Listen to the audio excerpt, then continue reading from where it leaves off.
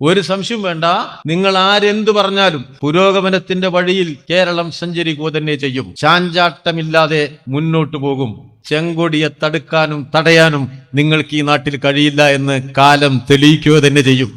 ഞങ്ങളെ വർഗീയവാദിയാക്കിയിട്ട് തമ്മിൽ തല്ലിക്കാൻ ഒരു വർഗീയ ശക്തി ഭൂരിപക്ഷമായാലും ന്യൂനപക്ഷമായാലും അംഗീകരിക്കില്ല എന്ന് പറയാനുള്ള ആ സാമാന്യ മര്യാദയാണ്. അതുകൊണ്ട് അത് പറയണ്ടേ, അങ്ങനെ പറയണ്ടേ?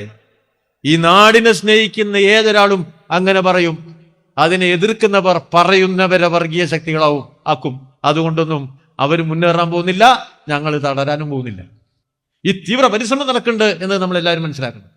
അപകടകരമായ രൂപത്തിലാണ്. അതിൻ്റെ ഒരു കാരണം എന്താ? അതിൻ്റെ കാരണം ഇന്ത്യയിലെ ജനങ്ങളെ തീവ്ര ഹിന്ദുത്വ വർഗീയതയ്ക്ക് അനുയോജ്യമായ തരത്തിൽ ഭിന്നിപ്പിച്ച് തങ്ങളുടെ ഒരു രാഷ്ട്രീയ അജണ്ട നടപ്പിലാക്കാനാണ് അവർ ശ്രമിക്കുന്നത്.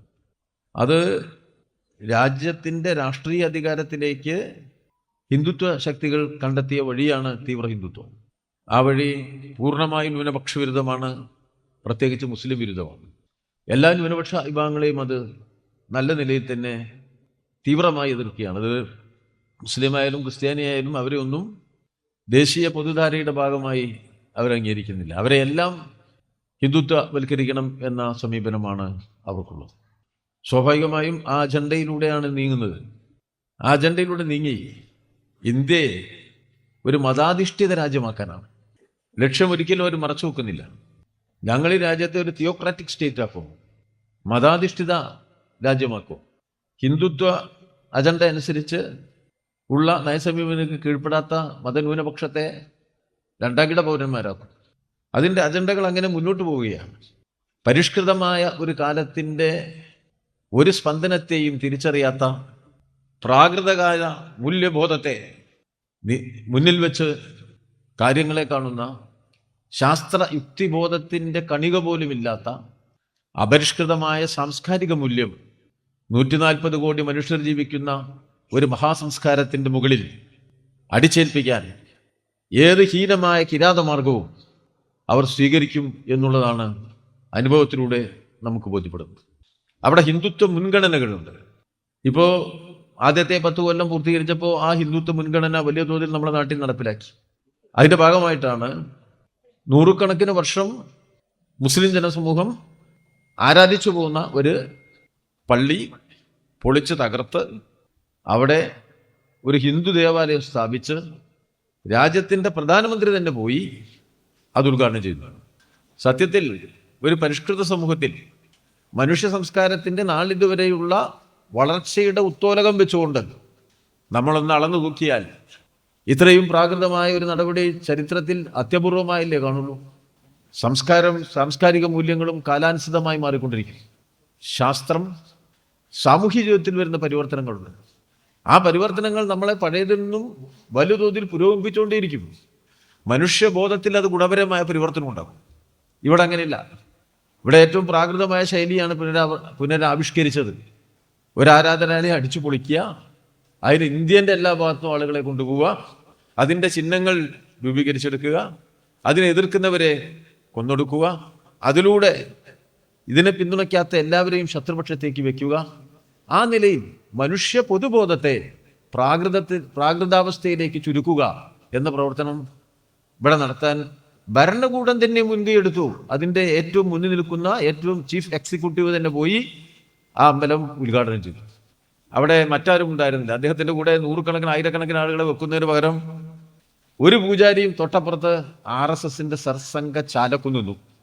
എന്തൊരു സന്ദേശമാണ് ഇന്ത്യ മഹാരാജ്യത്തിന് നൽകിയത്! RSS സർസംഘ ചാലക്കും ഇന്ത്യൻ പ്രധാനമന്ത്രി അടുത്തടുത്ത് നിന്ന് ന്യൂനപക്ഷ മതത്തിൻ്റെ ആരാധനയെ അടിച്ചു പൊളിച്ചിടത്ത് ഉണ്ടാക്കിയ പുതിയ അമ്പലം ഉദ്ഘാടനം ചെയ്യുമ്പോൾ നൽകുന്ന സന്ദേശം എന്താണ്? അതാണ് RSS. അങ്ങനെയാണ് തീവ്ര ഹിന്ദുത്വ അജണ്ട. ആ അജണ്ടയിലെ പ്രധാനപ്പെട്ട ഇനം നടപ്പിലാക്കിക്കൊണ്ടാണ് ഗവൺമെൻറ് മുന്നോട്ട് വരുന്നത്. ജമ്മു കാശ്മീരിൻ്റെ പ്രത്യേക അവകാശം എന്നത് ഇന്ത്യയുടെ ജനാധിപത്യത്തിൻ്റെ ഏറ്റവും ഉന്നതമായ മൂല്യങ്ങളിലൊന്നാണ്. മതനിരപേക്ഷതയുടെ ദാർഢ്യമേറിയ അടിത്തറയാണ് കശ്മീരിൻ്റെ പ്രത്യേക പദവി. നമ്മളത് ഒരു ദിവസം ചർച്ച ചെയ്തതല്ല, ഒരുപാട് കാലം ചർച്ച ചെയ്തതാണ്. ഇന്ത്യയുടെ ദേശീയ സ്വാതന്ത്ര്യ സമരം കഴിഞ്ഞ് കോൺസ്റ്റിറ്റ്യൂവൻ്റ് അസംബ്ലി വന്ന് ആ കോൺസ്റ്റിറ്റ്യൂവൻ്റ് അസംബ്ലിയിൽ മതനിരപേക്ഷത എന്ന വിഷയം നന്നായി ചർച്ച ചെയ്ത. പാകിസ്ഥാനെ പോലെയല്ല ഇന്ത്യ. ഇന്ത്യ എല്ലാ മതത്തിനും തുല്യ പരിഗണന നൽകുന്ന ഒരു രാജ്യമാണ്. മതമില്ലാത്തവർക്കും ഇവിടെ പരിഗണനയുണ്ട്. അത് മനുഷ്യ സംസ്കാരത്തിന്റെ ഉയർന്ന മൂല്യബോധത്തെയാണ് പ്രതിനിധാനം ചെയ്യുന്നത്. അതിനാദ്യം മുതൽ എതിർത്തതാണ് RSS. നമ്മുടെ കോൺസ്റ്റിറ്റ്യൂന്റ് അസംബ്ലിയിൽ ഫെഡറലിസം, മതനിരപേക്ഷത തുടങ്ങിയ കാര്യങ്ങളൊക്കെ ചർച്ച ചെയ്യുമ്പോൾ ഇന്ത്യ അന്നത് ചർച്ച ചെയ്തുകൊണ്ടിരുന്നു. അപ്പോൾ അന്ന് തുടക്കം മുതൽ അതിനെ RSS എതിർത്തു. അന്ന് ഗോൾവാൾക്കറാണ്. അതിൻ്റെ എല്ലാ വിശദാംശങ്ങളിലേക്ക് ഞാൻ പോകുന്നില്ല. നിരവധി ലേഖനങ്ങൾ അദ്ദേഹം എഴുതി. അതിനെ എതിർത്തുകൊണ്ട് പണ്ഡിറ്റ് ജവഹർലാൽ നെഹ്റു എഴുതിയിട്ടുണ്ട്. ധാരാളം ആളുകളെ RSS തെരുവിൽ നയിച്ചുകൊണ്ട് നിർത്തിയിട്ടുണ്ട്. അതിൻ്റെ അനേക ശതം ഇരട്ടി ആളുകളെ പണ്ഡിറ്റ് ജി അഭിസംബോധന ചെയ്തുകൊണ്ട് ഇന്ത്യ മഹാരാജ്യത്തിനകത്ത് നമ്മൾ അംഗീകരിക്കാൻ പോകുന്ന മതനിരപേക്ഷതയുടെ അടിത്തറയിൽ പണിതുയർത്താൻ പോകുന്ന മഹാരാജ്യത്തെക്കുറിച്ച് ഇന്ത്യയിലെ ജനങ്ങളെ ബോധ്യപ്പെടുത്തി ഒന്നിപ്പിക്കാൻ നടത്തിയ ഒരുപാട് പ്രവർത്തനങ്ങളുണ്ട്. ആ സംവാദങ്ങളിലൂടെയാണ് നമ്മളുടെ ഈ മഹത്തായ സാമൂഹ്യ മൂല്യങ്ങളുടെ അടിത്തറ നാം പണിതുയർത്തിയത്. എന്താ RSSന്റെ പ്രത്യേകത? 1948 മുതൽ ഇതുവരെയുള്ള RSSന്റെ കാര്യകാരണി യോഗങ്ങളിൽ എക്സിക്യൂട്ടീവ് 2 പരിപാടിയാണ് RSS എല്ലാ കൊല്ലവും നടത്തുന്നത്. ഒന്ന് അവരുടെ ദേശീയ എക്സിക്യൂട്ടീവിന്റെ യോഗം, മറ്റൊന്ന് വിജയദശമി ദിനത്തിൽ RSS സത്സംഗജാലക്ക് നടത്തുന്ന പ്രഭാഷണം. അത് രണ്ടുമാണ് RSSന്റെ പൊതു കാഴ്ചപ്പാട്. 1948 മുതൽ നമുക്ക് പരിശോധിച്ചാൽ കാണാൻ കഴിയും. ഈ പദവി, കശ്മീർ പദവിയുമായി ബന്ധപ്പെട്ട തർക്കങ്ങളിൽ അവർ ആദ്യം വന്നു. ഭരണഘടന അംഗീകരിച്ചതിന് ശേഷമുള്ള അവരുടെ എല്ലാ എക്സിക്യൂട്ടീവ് യോഗങ്ങളിലും കശ്മീരിന്റെ പ്രത്യേക പദവി ഇല്ലാതാക്കുന്നത് സംബന്ധിച്ച് ആവർത്തിച്ചവർ സംസാരിച്ചു. കഴിഞ്ഞ ഗവൺമെന്റ് നോക്കൂ, പോക്കറ്റിൽ നിന്നൊരു കടലാസ് എടുത്ത് വായിച്ച് ഇന്ത്യയുടെ ആഭ്യന്തരമന്ത്രി ജമ്മു കശ്മീരിന്റെ പ്രത്യേക അവകാശം ഇല്ലാതാക്കി. അജണ്ടകൾ നടപ്പിലാക്കുകയാണ്. ഹിന്ദുത്വ അജണ്ടകളാണത്. അജണ്ടകളുടെ നടത്തിപ്പാണത്. BJPക്ക് അധികാരം കിട്ടിയ ഓരോ സംസ്ഥാനത്തിനകത്തും ഇതേ മുൻഗണനാക്രമത്തിൽ അവർ മുന്നോട്ട് പോയി. പ്രത്യേക പൗരത്വ രജിസ്റ്റർ ഉണ്ടാക്കാൻ വേണ്ടിയുള്ള പരിശ്രമത്തിൽ, അതുപോലെ തന്നെ യൂണിഫോം സിവിൽ കോഡ് ഉണ്ടാക്കുന്നതിന് വേണ്ടിയുള്ള സിവിൽ കോഡ് ഉണ്ടാക്കുന്നതിന് വേണ്ടിയുള്ള നീക്കത്തിൽ എല്ലാം നമ്മൾ കണ്ടുവരുന്നത് എന്താ? ഇത് തന്നെയാണ്. ഈ ലക്ഷ്യത്തിലേക്കുള്ള നീക്കമാണ്. സെക്യുലറിസം ഇല്ലാതാവുകയും മതാധിഷ്ഠിത സമൂഹം എന്ന ഹിന്ദുത്വ അജണ്ട സമ്പൂർണ്ണമായി നടപ്പിലാക്കുകയും ചെയ്യുന്നതിന് വേണ്ടിയുള്ള പ്രവർത്തനം നടത്താനാണ് രാജ്യാധികാരത്തെ BJP ഉപയോഗപ്പെടുത്തുന്നത്. ഓരോ സന്ദർഭത്തിലും RSS ഇടപെടും. അതിൻ്റെ ഭാഗമായി ഒരു മടിയും കൂടാതെ മതസംഘർഷങ്ങൾ ഉണ്ടാക്കും, വർഗീയ കലാപങ്ങൾ ഉണ്ടാക്കും, അത് ആവിഷ്കരിച്ച് പ്രാവർത്തികമാക്കും.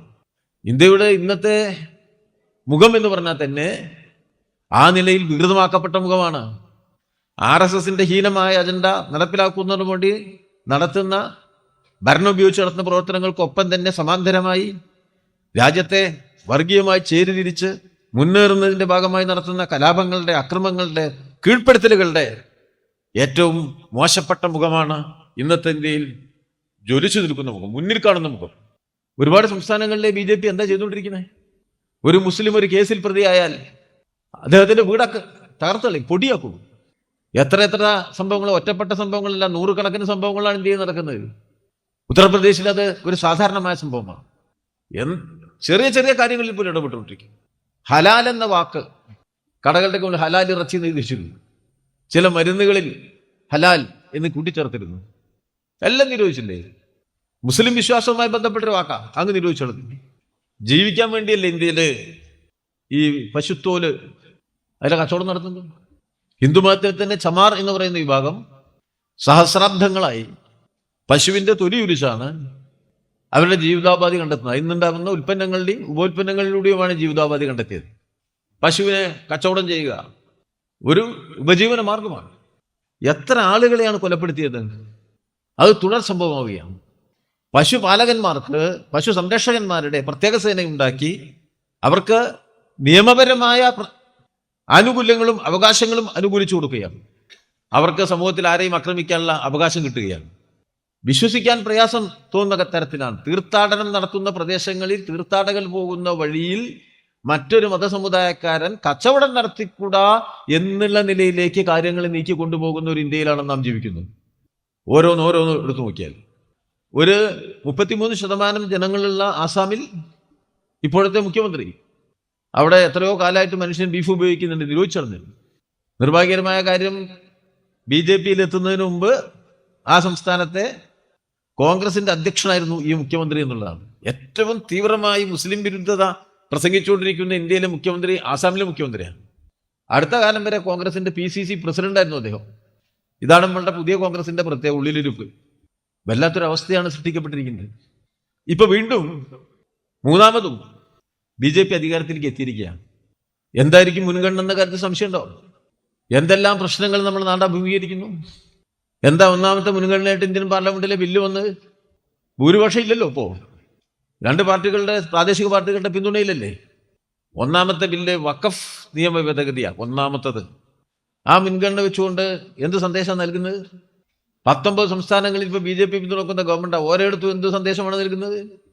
അപ്പോൾ അപകടകരമായ തങ്ങളുടെ നയങ്ങൾ വേഗത്തിൽ നടപ്പിലാക്കാൻ ഭരണത്തെ ഉപയോഗപ്പെടുത്തുക എന്ന പ്രവർത്തനം കേന്ദ്ര ഗവൺമെന്റ് നടത്തുന്നു. അതിന് പശ്ചാത്തലമൊരുക്കിക്കൊണ്ട് RSS താഴെ ചുറ്റും പ്രവർത്തിക്കുന്നു. അധികാരം കിട്ടിയ ഉടനെ 34 സംഘടനകളുടെ യോഗം RSS വിളിച്ചല്ലോ പാലക്കാട്ട്. അങ്ങനെയാണ് ലോകത്തെ എല്ലായിടത്തും ഫാസിസ്റ്റ് സ്വഭാവമുള്ള, തീവ്ര വർഗീയ സ്വഭാവമുള്ള സംഘടനകൾ പ്രവർത്തിക്കുക. അവർക്ക് ഒരുപാട് സംഘടനകൾ ഉണ്ടാവും. ഓരോ ആവശ്യത്തിനും ഒരു സംഘടന ഉണ്ടാവും. അമ്പലം പൊളിക്കാൻ ഒരു സംഘടന, പശു വിജിലൻസിന്റെ വേറെ സംഘടന, രാമജന്മഭൂമിയുമായി ബന്ധപ്പെടുത്തി ഹനുമാൻ സേന, പല പല സംഘടനകൾ. അങ്ങനെയാണ് 34 ആയത്. അതിലൊന്നാണ് BJP. തൊഴിലാളികളുടെ സംഘടന ഉണ്ട്, വിദ്യാർത്ഥികളുടെ സംഘടന ഉണ്ട്. ആ 34 ഒന്ന് മാത്രമാണ് BJP. RSS അതിനും അപ്പുറത്തേക്ക് കയറി നിൽക്കുകയാണ്. വലിയ വലിയ അജണ്ടകളാണ്. ലോക ഗുരുവാകാനാണ്. ലോകത്തെ തന്നെ ഞങ്ങളുടെ ആശയം കൊണ്ട് നയിക്കുമെന്നാണ്. ലോകത്തിലെ വ്യത്യസ്തങ്ങളായ പഴയകാല സംസ്കാരങ്ങളുടെ ഇന്നത്തെ പ്രതിനിധികളെയൊക്കെ തപ്പിപ്പിടിച്ച് ഈ അടുത്ത കാലത്ത് ഇവർ ആസാമിൽ ഒരു പ്രത്യേക സമ്മേളനത്തിനെ വിളിച്ചു ചേർത്തു. വല്ലാത്ത തരത്തിലുള്ള കാഴ്ചപ്പാട് RSS രൂപപ്പെടുത്തിയിട്ടുണ്ട്. അങ്ങനെ ഈ RSS അജണ്ടകൾക്ക് കീഴ്പ്പെടുത്തി ഭരണം നടത്തുമ്പോൾ തന്നെ സമൂഹഘടനയുടെ വിവിധ മേഖലകളിലേക്കുള്ള RSS വിന്യാസം നടക്കും. അതിവിടെ പൂർണ്ണമാവുകയല്ലേ. ഈയിടെ ഒരു ജഡ്ജി തന്നെ വലുതോതിൽ മുസ്ലിം വിരുദ്ധമായ പ്രസംഗം നടത്തി. ഒരു സിറ്റിംഗ് ജഡ്ജി എടുത്താൽ കൽക്കത്ത ഹൈക്കോടതിയിൽ ഒരു ജഡ്ജി രാജിവെച്ച് BJPയുടെ സ്ഥാനാർത്ഥിയായി. ഇപ്പോ ഇന്നലെ ജഡ്ജി, നാളെ BJP സ്ഥാനാർത്ഥി.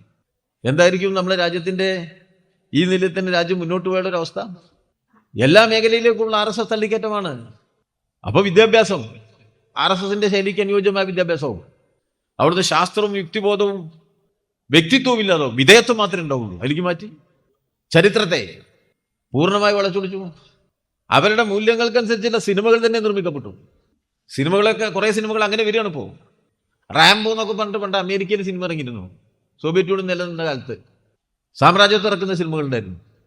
ആ സാമ്രാജ്യത്വ സിനിമകളെ പോലെ ഇപ്പൊ ഇന്ത്യയിൽ BJP അജണ്ട പ്രചരിപ്പിക്കുന്നതിന് വേണ്ടിയുള്ള സിനിമകൾ, സാംസ്കാരിക രംഗത്ത്, വിദ്യാഭ്യാസ രംഗത്ത് എല്ലാ നിലയ്ക്കുള്ള ഈ പൊതുബോധ നിർമ്മിതി പൂർണ്ണമായി വിദ്വേഷത്തിന്റെ രാഷ്ട്രീയം പ്രചരിപ്പിക്കാനായി.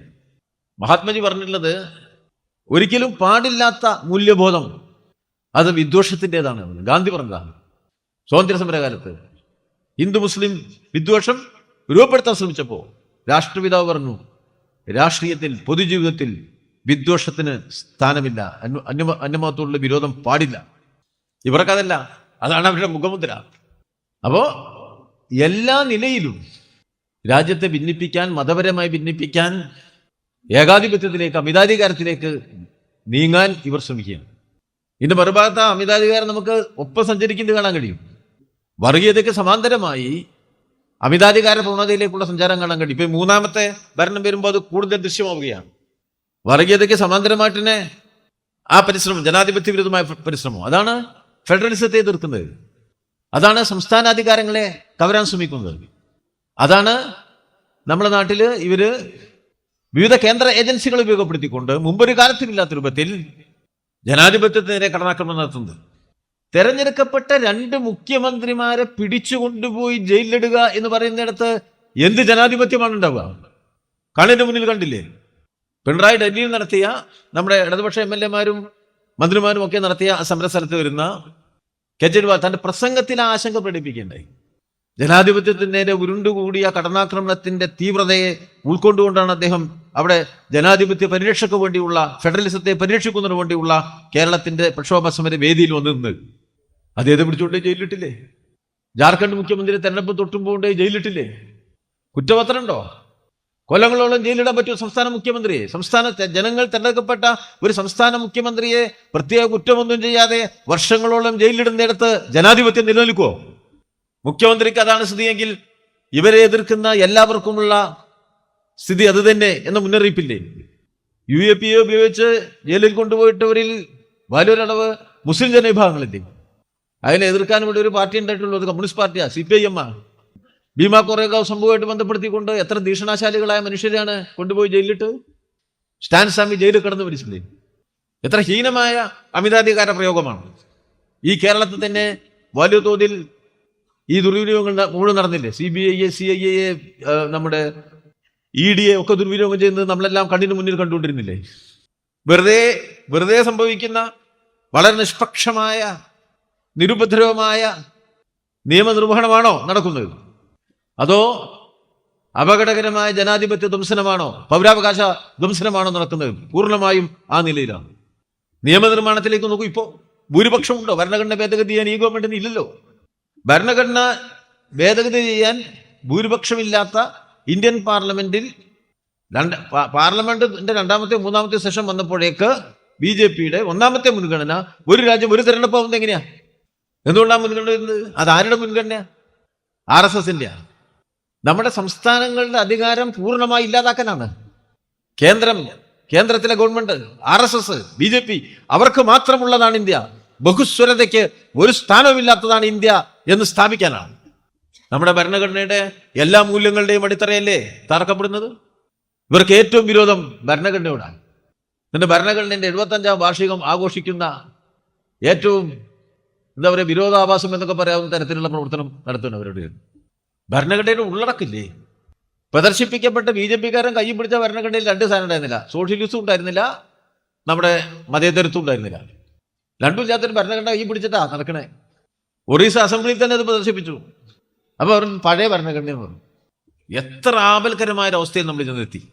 അപ്പോൾ സ്വാഭാവികമായിട്ടും രാജ്യത്തെ വലത്തോട്ട് നയിച്ചുകൊണ്ടുപോവുകയാണ്. ലോകത്തിലെ ഏറ്റവും വലിയ വലതുപക്ഷ ഗവൺമെന്റാണിത്. ലോകത്തിലെ ഏറ്റവും പ്രാകൃതമായ സംസ്കാരശൂന്യരായ ആളുകൾ ഭരിക്കുന്ന ഒരു ഭരണ സംവിധാനമാണിത് മനുഷ്യരാശിയുടെ ഇന്നത്തെ കാലപരിധിയിൽ. എന്തുകൊണ്ടാണ് സാധിക്കുന്നത്? അത് സാധിക്കാനിടയാക്കിയ ഏറ്റവും പ്രധാനപ്പെട്ട കാര്യം ഇന്ത്യൻ ഭരണവർഗം നൽകിയിരിക്കുന്ന വലിയ പിന്തുണയാണ്. അത് നാം മറന്നു പോകരുത്.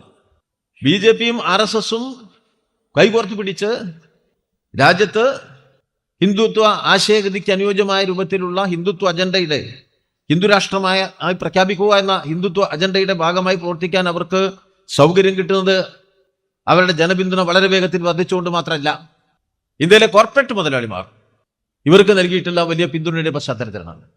ലോകത്തിന് ഇപ്പൊ ഏറ്റവും കൂടുതൽ ലാഭം ഉണ്ടാക്കുന്ന മുതലാളിമാരുള്ളത് ഇന്ത്യയിലാണ്. ഏറ്റവും കൂടുതൽ ലാഭം ഇന്ത്യൻ മുതലാളിമാർക്ക് ലോകത്തെ മറ്റു കോർപ്പറേറ്റ് മുതലാളിമാരെക്കാൾ എന്താ ഒരു അധിക ശക്തി ഉള്ളതുകൊണ്ടാണ്? അല്ല, പൂർണ്ണമായിട്ട് ഗവൺമെന്റ് പിന്തുണയോടുകൂടി കോർപ്പറേറ്റ് മുതലാളിത്തത്തെ വളർത്തുകയാണ്. ധനകേന്ദ്രീകരണം 1980കളിൽ 1%-ലധികം ഇന്ത്യയിലെ 25% സ്വത്തുള്ള ഈ ശതകോടീശ്വരന്മാർ, $1 ബില്യൺ വരുമാനമുള്ള ശതകോടീശ്വരന്മാർ വളരെ എണ്ണത്തിൽ കുറവായിരുന്നു. മോഡി വരുമ്പോൾ തന്നെ 100, ഇപ്പൊ 185, 200ലേക്ക് കയറുകയാണ് അവരുടെ എണ്ണത്തിലെ വർധനവ്. 1% ആളുകളുടെ കയ്യിൽ കൂടുതൽ സമ്പത്ത് കേന്ദ്രീകരിക്കുന്നതിൻ്റെത്. 80കളുടെ തുടക്കത്തിൽ 6% സമ്പത്തായിരുന്നു കേന്ദ്രീകരിച്ചത്. ഇപ്പൊ എത്രയായി? 4-1 സമ്പത്തായി. വലിയ കേന്ദ്രീകരണം നടക്കുന്നു. പിന്നെയോ 5 മുതലാളിമാരുടെ കൈകളിലേക്ക് അനേക ലക്ഷം കോടി രൂപയുടെ സമ്പത്ത് പെട്ടെന്ന് കയറി ചെല്ലുന്നു. 10 ലക്ഷം കോടി രൂപയുടെ സമ്പത്തുണ്ട് ധീരുഭായ് അംബാനിക്ക്. 10 ലക്ഷം കോടി. അതിൻ്റെ ഒപ്പവും ചിലപ്പോൾ അതിന്റെ മുന്നിലും എത്തുന്നുണ്ട് അദാനി. 5 മുതലാളിമാർ. ഏറ്റവും ആപത്കരമായ ഒന്നാണത്. ജനാധിപത്യത്തിന്റെ ഒരു തെക്കൻ കൊറിയൻ പാഠമുണ്ട്. അമേരിക്ക നിശ്ചയിച്ച പട്ടാള ഭരണാധികാരികളിലൂടെ അധികാരം രൂപപ്പെടുത്തി എല്ലാ പൗരാവകാശങ്ങളും അവസാനിപ്പിച്ച് അതിനെ പിന്നീട് ഒരു കോർപ്പറേറ്റ് കൊള്ളലാഭത്തിന്റെ വീതം വെപ്പിലേക്ക് കൊണ്ടുപോയത് 4-5 കോർപ്പറേറ്റ് മുതലാളിമാർ ഒരു രാജ്യം മുഴുവൻ വീതിച്ചെടുത്ത് അതിന്റെ സമ്പത്തും നിയന്ത്രണവും പരിപൂർണമാക്കിയതാണ് തെക്കൻ കൊറിയയുടെ അനുഭവം. അതിന്റെ ഒരു പുതിയ പദത്തിരിപ്പ് ചെന്നെത്തി നിൽക്കുന്നുണ്ട്. ഏതാണ്ട് അതുപോലെ രാജ്യത്തിന്റെ മുഴുവൻ സമ്പത്ത് 4-5 മുതലാളിമാരുടെ കയ്യിലേക്ക് വീതം വെച്ച് കൊടുത്ത് അതിന് കാർമ്മികത്വം വഹിച്ച് അവരുടെ കൂടെ പിന്തുണയോടുകൂടി തങ്ങളുടെ തീവ്ര ഹിന്ദുത്വ ലക്ഷ്യത്തിലേക്ക്, തിയോക്രാറ്റിക് സ്റ്റേറ്റിലേക്ക്, അമിതാധികാരത്തിലേക്ക് കാര്യങ്ങളെ കൊണ്ടുപോകുന്ന അത്യപകടകരമായ സാഹചര്യം സൃഷ്ടിക്കപ്പെട്ടു. അതിന് പാവപ്പെട്ട മനുഷ്യരെ ചൂഷണം ചെയ്യുകയാണ്. ഈ വേഗത്തിൽ വളരുന്ന മുതലാളിക്ക് വളരാൻ സഹായം ഒരുക്കാൻ മുതലാളി വളരുമ്പോൾ അതിന്റെ മറുഭാഗം എന്താ? മുതലാളിത്തം വളരുന്നതിന്റെ മറുഭാഗം എന്താ? സാധാരണക്കാരന്റെ, പാവപ്പെട്ടവന്റെ ജീവിതത്തിന്റെ ഭീകരമായ തകർച്ചയാണ്. അതാണ് ഇന്നത്തെ ഇന്ത്യ സാക്ഷ്യം വഹിക്കുന്നത്. ഇവരുടെ കൈകളിലേക്ക് 10,000 കോടി ലക്ഷക്കണക്കിന് കോടി കേന്ദ്രീകരിക്കപ്പെടുമ്പോൾ നമ്മുടെ ഗ്രാമീണ മേഖലയിലെ കോടാനുകോടി മനുഷ്യന്റെ ജീവിതത്തിന്റെ എല്ലാ നന്മകളുടെയും നിരാകരണമാണ്. മനുഷ്യനായി ജീവിക്കാനുള്ള അവരുടെ അവകാശങ്ങൾ ഇല്ലാതാവുകയാണ്. അങ്ങനെ വരുമ്പോൾ ലോകത്തിലെ ഏറ്റവും കൂടുതൽ പട്ടിണിക്കാരുള്ള ഹങ്കർ റിപ്പബ്ലിക് ഓഫ് ഇന്ത്യ, പട്ടിണിക്കാരുടെ റിപ്പബ്ലിക്, ഇന്ത്യ അല്ലേ? എത്ര സ്ഥാനത്താ കയറി നിൽക്കുന്ന? 117 നമ്മളിപ്പോ 105, നാളെ ചിലപ്പോൾ 106, 107, മേപ്പെട്ടില്ലാതെ കീപ്പെട്ടില്ല. ഏറ്റവും കൂടുതൽ ദരിദ്രം 25 വയസ്സിനും 60 വയസ്സിനും ഇടയ്ക്ക് പ്രായമുള്ളവരിൽ അവരാണ് തൊഴിലെടുക്കുന്ന ജനവിഭാഗം. ഏറ്റവും കൂടുതൽ തൊഴിലെഴുതരാരാ? ഇന്ത്യയിൽ. ദാരിദ്ര്യത്തിന്റെ അളവ് വർദ്ധിക്കില്ലേ? ഇപ്പോൾ OECD രാജ്യങ്ങളിൽ സാമൂഹ്യ സുരക്ഷയ്ക്ക് വേണ്ടി 21% നീക്കി വയ്ക്കും. ഞാൻ ഏറ്റവും വികസിച്ച ഒരു 21 രാജ്യങ്ങൾ. ഇന്ത്യ 7%. ഏറ്റവും കുറവ്. ഏറ്റവും കൂടുതൽ ദാരിദ്ര്യം, സാമൂഹ്യക്ഷേമത്തിനും സുരക്ഷയ്ക്കും ഏറ്റവും കുറവ് നീക്കിയിരിപ്പ്. നികുതി ഘടനയുടെ മുൻഗണനാക്രമം എങ്ങനെയാ? GST നടപ്പിലാക്കിയതോടുകൂടി ഒരു പെട്ടിക്കട നടത്തി ജീവിക്കാൻ കഴിയാത്ത സാഹചര്യം ഇവിടെ ഉണ്ടാക്കി. അവന്റെ പീഡിയന്റെ മുന്നിലും എന്ത് വെക്കണം? GST നമ്പർ വെക്കണം. കുറച്ചുകൂടി കഴിഞ്ഞാൽ നമ്മുടെ നാട്ടില് പച്ചക്കറി കടക്കാരന്റെ മുന്നിൽ, അവിടെയൊക്കെ ഇപ്പോൾ പാവപ്പെട്ട പച്ചക്കറി കടക്കാരൊക്കെ മറ്റേ സാധനങ്ങൾ കൊണ്ടുവച്ചിട്ടുണ്ട്, ഇലക്ട്രോണിക്സ് ധനവിനിമയ രീതികൾ. ആൾക്കാരെ ഇത് നല്ല സുഖാന്നാ, മനസ്സിലായോ? കുറച്ചധികം ആൾക്കാർ കുറച്ചധികം നല്ല ഈ പഴ ജ്യൂസ് വിൽക്കുന്ന ജ്യൂസ് കടയിൽ കുറച്ചധികം ജ്യൂസ് വിറ്റ് ഇതിലൂടെ പണം പേ ചെയ്ത് പോയാൽ അതിന്റെ അളവ് അപ്പുറത്ത് എടുക്കുന്നുണ്ട്. മനസ്സിലായില്ലേ? ഇൻകം ടാക്സ് രാവിലെ നോട്ടീസ് അയക്കുമ്പോഴേ വിവരറിയുള്ളൂ നമ്മള്. അങ്ങനെയാണ് എല്ലാം അവിടേക്ക് കണക്കാക്കിയിട്ടാ. ഇപ്പൊ വിമാനത്താവളത്തിൽ എളുപ്പത്തിൽ കയറി പോകാൻ വേണ്ടി ഒരു ഡിജി യാത്ര എന്ന സംവിധാനം ഉണ്ടാക്കിയിട്ടുണ്ട്. ഇന്നലെ ഞാൻ പത്രത്തിൽ വായിച്ചു. അതിലൂടെ കൂടുതൽ സമയം കയറിപ്പോയാൽ അയാൾ എത്ര നികുതി അടച്ചു എന്ന് നോക്കാൻ വേറെ ആളവിടെ ഇരിക്കുന്നുണ്ട്. കൂടുതൽ തവണ വിമാനയാത്ര നടത്തിയവൻ ആ വിമാനയാത്രയുടെ അനുപാതത്തിൽ നികുതി അടച്ചിട്ടുണ്ടോ നോക്കാം. മനസ്സിലായോ? ഇലക്ട്രോണിക്സ് യന്ത്രത്തിന്റെ മുന്നുകൂടി ചെന്ന് നിൽക്കുമ്പോൾ നമ്മൾ വിചാരിക്കും അയ്യോ വളരെ സൗകര്യമായിരിക്കാം. സൗകര്യത്തിന്റെ ഒരു മറുപുറത്ത് ഇങ്ങനെ ഒരു കാര്യമുണ്ട്. ഞാനത് പറഞ്ഞാൽ ചില TV ചാനലുകാരുണ്ട് നേരെ വക്രീകരിച്ച് നാളെ വേറെ കൊടുക്കുമെന്ന് എനിക്കറിയാം. എന്നാലും പറയാണ്ടിരിക്കാൻ പറ്റില്ല. പറയാതിരിക്കാൻ പറ്റുമോ? അത് വളരെ കൃത്യമായി അളവങ്ങ് വർദ്ധിപ്പിച്ചു. നികുതിയുടെ അളവ് വർദ്ധിച്ചത് എന്താ സംഭവിച്ചിരിക്കുന്നത്? പാവങ്ങളിൽ നിന്ന് പിരിക്കുന്ന നികുതിയുടെ അളവ് ഇപ്പം എത്രയാണ്? 30% കൂടി. കോർപ്പറേറ്റ് മുതലാളിയിൽ നിന്ന് പിരിക്കുന്ന നികുതിയോ 22% ചുരുക്കി. മുതലാളിയുടെ നികുതി ചുരുക്കുക, മുതലാളിയുടെ ലാഭം വർദ്ധിക്കുക. 30%-ലേറെ ലാഭം വർദ്ധിച്ചു പോയ മുതലാളിക്ക് നികുതിയുടെ കാര്യം വരുമ്പോൾ ഇളവ് അനുവദിച്ചു കൊടുക്കുക. പച്ചക്കറി വിറ്റും പഴം വിറ്റും മത്സ്യം വിറ്റും ജീവിക്കുന്ന മനുഷ്യനെ നികുതി ഘടനയിലേക്ക് കൊണ്ടുവരിക. അങ്ങനെ നികുതിയുടെ അളവ് പാവങ്ങളുടെ തലയിലേക്ക് കെട്ടിയേൽപ്പിക്കുക. കൂടുതൽ ഇവിടെ നടക്കല്ലേ? പൂർണ്ണമായ ഗവൺമെന്റിലേക്ക് വരുന്ന നികുതി പട്ടിക നോക്കൂ. പുതിയതിപ്പോ പൂർണ്ണമായി മറ്റൊരു വെട്ടിക്കുറച്ച് ഇവിടെ കൂട്ടിക്കൊടുത്തില്ലേ? ജനം ദരിദ്രനാവില്ലേ? സർക്കാർ ഖജാനയിലേക്ക് വരേണ്ട പണം, പൊതുമേഖല നിക്ഷേപം, സർക്കാരിന്റെ നിക്ഷേപമല്ലേ? അത് സ്വകാര്യ മേഖലയിലേക്ക് കൈമാറുമ്പോഴോ ഗവൺമെന്റിന്റെ വരുമാനം കുറയില്ലേ? ഗവൺമെന്റിന്റെ വരുമാനം കുറയുമ്പോഴോ അധിക നികുതി അടിച്ചേൽപ്പിക്കുക, സാമൂഹ്യ സുരക്ഷയിൽ നിന്ന് പിന്മാറുക, പാവങ്ങളെ പൂർണ്ണമായി ദാരിദ്ര്യത്തിലേക്ക് തള്ളിവിടുക. ഏറ്റവും കൂടുതൽ ദരിദ്രരിൽ ഇന്ത്യയിൽ ഇപ്പൊ നടക്കേണ്ടതല്ലേ? രാജ്യത്തിന്റെ ഖനിജങ്ങൾ ആരെങ്കിലും ഈ കുത്തക മുതലാളിക്ക് വെറുതെ കൊടുക്കുവോ? മുഴുവൻ കൊടുത്തിരിക്കല്ലേ? 33% തുറമുഖങ്ങൾ, 25% വിമാനത്താവളങ്ങൾ, 20% സിമന്റ് വിൽക്കാനുള്ള അവകാശം, കൽക്കരി ഇറക്കുമതി ചെയ്യാനും കുഴിച്ചെടുക്കാനും വില നിശ്ചയിക്കാനും ഉള്ള അധികാരം കിട്ടുന്ന തരത്തിൽ ഇതൊക്കെ അദാനിക്കാണ്. ഇനി പ്രകൃതി സ്നേഹപരമായ വൈദ്യുതി ഉൽപ്പാദിപ്പിക്കുന്ന പരിസ്ഥിതി സഹകരമായ വൈദ്യുതി ഉൽപ്പാദന മേഖല പൂർണ്ണമായി, വൈദ്യുതിയുടെ വിതരണ ശൃംഖല, കൂടുതൽ ലാഭം കിട്ടുന്ന മേഖല പൂർണ്ണമായി ഇവർക്ക് അങ്ങ് കൊടുക്കില്ലേ? എത്ര തുച്ഛമായ തുകയ്ക്കാണ് എയർ ഇന്ത്യ ടാറ്റയ്ക്ക് കൈമാറിയത്? ലോകത്തെവിടെയെങ്കിലും ഇങ്ങനെ നടക്കുന്നുണ്ടോ? ഇപ്പോ കോർപ്പറേറ്റ് വൽക്കരണം മാത്രമാണോ? ഇതിന്റെ ഭാവി കോർപ്പറേറ്റ് നിയന്ത്രണം പൂർണ്ണമായി നമ്മുടെ ജനാധിപത്യത്തിൽ വരാൻ പോവില്ലേ? നയരൂപീകരണത്തിൽ അതിന്റെ സ്വാധീനം വരില്ലേ? കേന്ദ്രീകരണം വരുമ്പോൾ ഫെഡറലായ എല്ലാ ഭാഗവും ഇല്ലാതാവില്ലേ? സംസ്ഥാനങ്ങൾക്ക് ജനങ്ങൾക്ക് ആനുകൂല്യം നൽകാനുള്ള കഴിവുണ്ടാവുമോ? കരുത്തുണ്ടാവുമോ? പൂർണ്ണമായി സംസ്ഥാനങ്ങളെ തകർത്തില്ല. കണ്ടില്ലേ? സാമ്പത്തിക ഫെഡറലിസം തകർത്തു. ആകെയുള്ള വരുമാനത്തിന്റെ വിതരണവുമായി ബന്ധപ്പെടുത്തിയ മേഖലയിൽ ഇപ്പോ 16ാം ധനകാര്യ കമ്മീഷൻ വലിയ ചർച്ച നടക്കില്ലേ? കേരളം എന്റെ മുന്നിൽ നിൽക്കല്ലേ? ഏതെങ്കിലും സംസ്ഥാനത്തിന് നിൽക്കാൻ കഴിയുമോ? അതിന്റെ സ്വതന്ത്രമായ വരുമാനം ചെയ്യേണ്ടവല്ലേ? അവരവിടെ ചെയ്യണം എന്താ? സംസ്ഥാനങ്ങൾക്ക് കുറയ്ക്കുക, കൊടുക്കാതിരിക്കുക എന്നൊക്കെ പറയുമ്പോൾ നമ്മൾ മനസ്സിലാക്കേണ്ട ഒരു കാര്യം എന്താ? കോർപ്പറേറ്റുകൾക്ക് കൊടുത്ത് അതിന്റെ ഭാഗമായി സ്വന്തം വരുമാനം അടയുന്നതിന്റെ ഗ്യാപ്പ് നികത്തുകയാണ്. അപ്പോൾ എല്ലാം അങ്ങ് കൊടുത്തു. ലോകത്ത് എവിടെയെങ്കിലും ഇപ്പം അങ്ങനെ നടക്കുന്നുണ്ടോ? ലോകത്ത് മുതലാളിത്തം കെട്ടിപ്പടുക്കുന്നുണ്ട്. പക്ഷെ ഇത്ര കൂടുതൽ, ഇത്ര വേഗത്തിൽ ലാഭമെടുക്കാൻ അത്യപൂർവം ചരിത്ര സന്ദർഭങ്ങളിലേ ലോക മുതലാളിത്തത്തിന് സാധിച്ചിട്ടുള്ളൂ. അതിലൊന്നിന്റെ ഇരയാണ് ഇന്നത്തെ ഇന്ത്യ. ഓരോ മനുഷ്യനും ദരിദ്രനാവുകയാണ്. അവന്റെ എല്ലാ സ്വപ്നങ്ങളും കരിഞ്ഞുണങ്ങുകയാണ്. അവന്റെ കുട്ടിക്കൊരു മികച്ച വിദ്യാഭ്യാസമില്ല, തൊഴിലില്ല. എങ്ങനെ നിൽക്കും? സമ്പദ്ഘടനയുടെ മേലെ നിയന്ത്രണം പോയില്ലേ? ഇന്ത്യക്ക് യഥാർത്ഥത്തിൽ ഒരു മികച്ച സാമ്പത്തിക വളർച്ച ഉണ്ടാവണമെങ്കിൽ ഇന്ത്യയുടെ ഇക്കണോമിയുടെ വലിപ്പം വെച്ചുകൊണ്ട് പ്രഖ്യാപനം ഞങ്ങൾ 4ാമത്തതാണ്, 3ാമത്തതാവുന്നു എന്നാണ്. 12% GDP ഗ്രോത്ത് വേണം ഇന്ത്യക്ക്, വളർച്ച വേണം ഇന്ത്യക്ക്, ഒരു മിതമായ തരത്തിൽ ജനങ്ങളെ സഹായിക്കാൻ, വളർച്ച ഉണ്ടെന്ന് പറയാൻ. ഈ ആനുകൂല്യം മുഴുവൻ മുതലാളിക്ക് നൽകി അതിന്റെ വരുമാനത്തിന്റെ സമ്പത്തിന്റെ ഏതാണ്ട് 25-30% കോർപ്പറേറ്റിന്റെ കയ്യിൽ എത്തിക്കുന്ന തരത്തിൽ രൂപകൽപ്പന ചെയ്ത ഇന്ത്യൻ സമ്പദ്ഘടനയുടെ ഇപ്പോഴത്തെ സ്ഥിതി എന്താ? വളർച്ചാ നിരക്ക് 5.4%ലേക്ക് GDP വളർച്ചാ നിരക്ക് താണുപോയി. 4% മുകളിലേക്ക് പണപ്പെരുപ്പ് നിരക്ക് കയറി. അപ്പൊ GDP വളർച്ച കുറയുക, പണപ്പെരുപ്പ് നിരക്ക് കൂടുക, രൂക്ഷമായ തൊഴിലില്ലായ്മ വരിക. സാമ്പത്തിക ശാസ്ത്രം അനുസരിച്ച് നോക്കിയാൽ അതിരൂക്ഷമായ തൊഴിലില്ലായ്മ വർദ്ധിക്കുന്നിടത്ത് ധനഘടന, സാമൂഹ്യഘടന ക്ഷീണിക്കുകയാണ്. അതിൻ്റെ കൂടെ പണപ്പെരുപ്പും കൂടി വരുമ്പോൾ അത് മരണമടയുകയാണ്. ഒരു ഭാഗത്ത് ക്ഷീണിക്കുകയും മറുഭാഗത്ത് മരണമടയുകയും ചെയ്യുന്ന തരത്തിലേക്ക് സമ്പദ്ഘടന കൈകാര്യം ചെയ്യുന്നിടത്ത് പാവങ്ങളുടെ ജീവിതം എങ്ങനെയെങ്കിലും പുരോഗമിക്കും. അപ്പോൾ ബഡ്ജറ്റ് വരുമ്പോൾ എന്ത് ചെയ്യും? ബഡ്ജറ്റ് വരുമ്പോൾ സാധാരണക്കാരനെ സഹായിക്കുന്ന ഭാഗം അങ്ങ് വെട്ടിപ്പോകും. ഇപ്പോൾ അധികാരത്തിലേക്ക് വന്ന മോദിയുടെ യൂണിയൻ ബഡ്ജറ്റ് നോക്കും നിങ്ങൾ. എന്താ ചെയ്തേ? വളരെ കൃത്യമായിട്ട് ഫെർട്ടിലൈസർ സബ്സിഡി 60,000 കോടി അങ്ങ് വെട്ടിക്കുറച്ചു. ആർക്കുള്ളതാ? ദരിദ്ര കൃഷിക്കാരനുള്ളതാ. ഇന്ത്യയുടെ തെരുവിൽ കൃഷിക്കാരൻ തകർന്ന് തരിപ്പണമായി സമരം ചെയ്ത് പ്രതിരോധിക്കുന്നിടത്ത് അവനെ സഹായിക്കുന്നതിന് പകരം, അവൻ പറയുന്നത് കേൾക്കുന്നതിന് പകരം ഇവർ മനുഷ്യത്വഹീനമായി 60,000 കോടി വെട്ടിക്കുറയ്ക്കുമ്പോൾ ഇന്ത്യയുടെ കാർഷിക വളർച്ച എവിടെ പോയി നിൽക്കും? തട്ടിപ്പോയില്ലേ? പട്ടിണി കിടക്കുന്ന ഇന്ത്യയിൽ ഭക്ഷ്യസുരക്ഷയ്ക്ക് വേണ്ടിയുള്ള പണം വെട്ടിക്കുറച്ചാലോ? വിദ്യാഭ്യാസ മേഖലക്കുള്ള പണം വെട്ടിക്കുറത്തൊക്കെ നടന്നുകൊണ്ടിരിക്കുക. അവിടെ ആരോഗ്യ മേഖലക്ക് വെട്ടിക്കുറക്കുന്നു. MNRG ഏറ്റവും വലിയ തൊഴിലുറപ്പ് പദ്ധതിയാണ്. 86,000 കോടി. അതിൽ നേർപകുതിയിലേറെ കഴിഞ്ഞ കാലഘട്ടത്തിന് വളരെ തുച്ഛമായ തുക.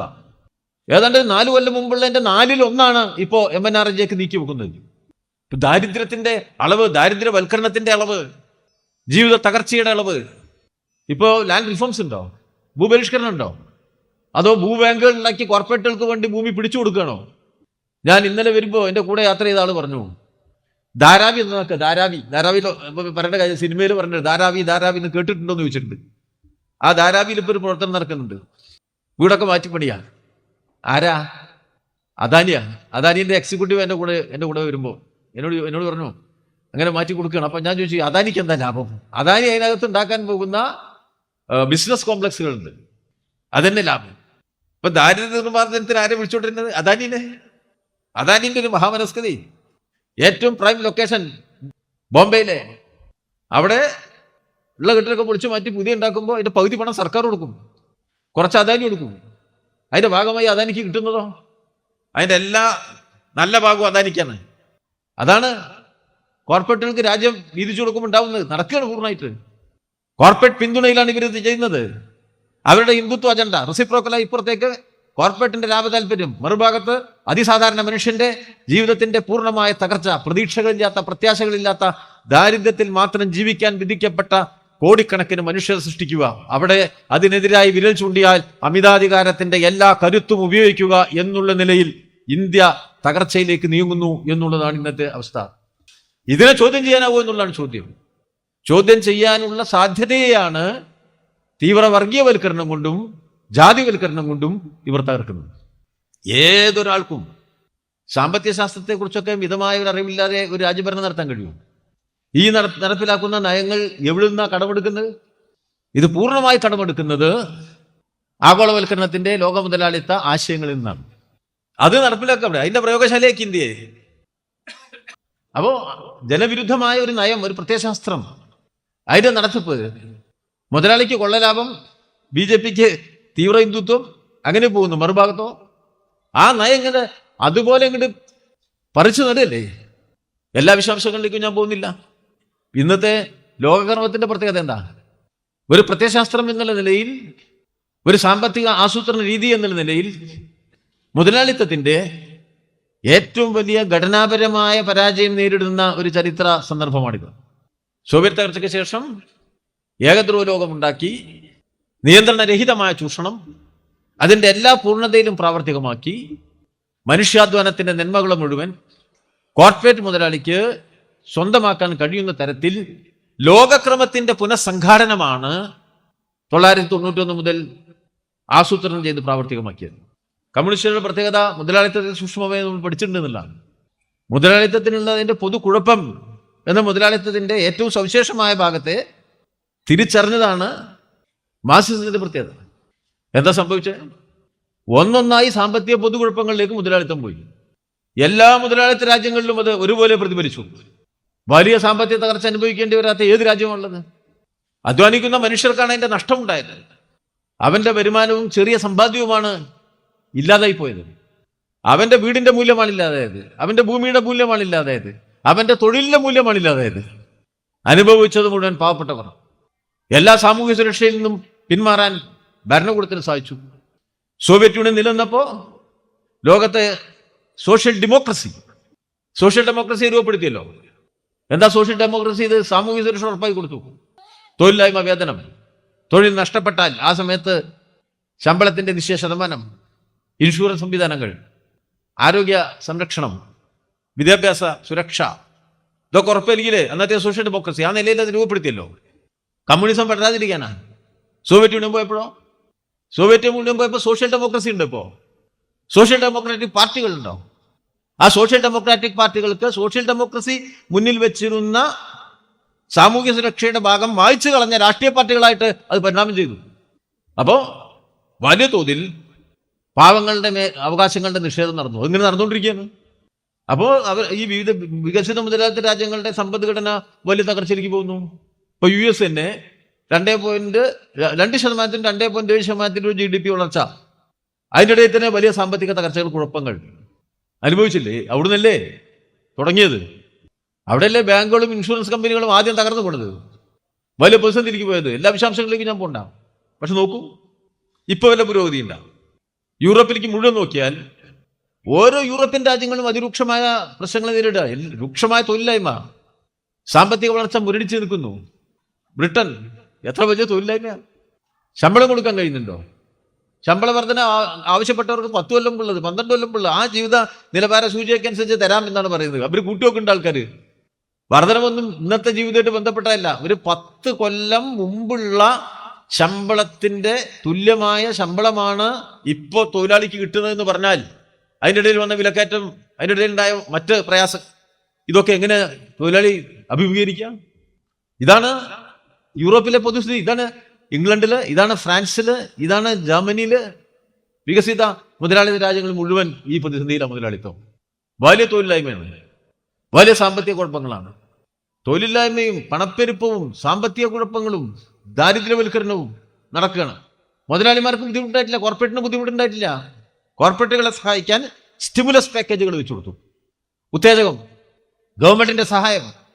പാവങ്ങൾക്കോ അതൊന്നും കിട്ടിയില്ല. ദാരിദ്ര്യവൽക്കരണം. സ്വാഭാവികമായിട്ട് എന്താ സംഭവിക്കുക?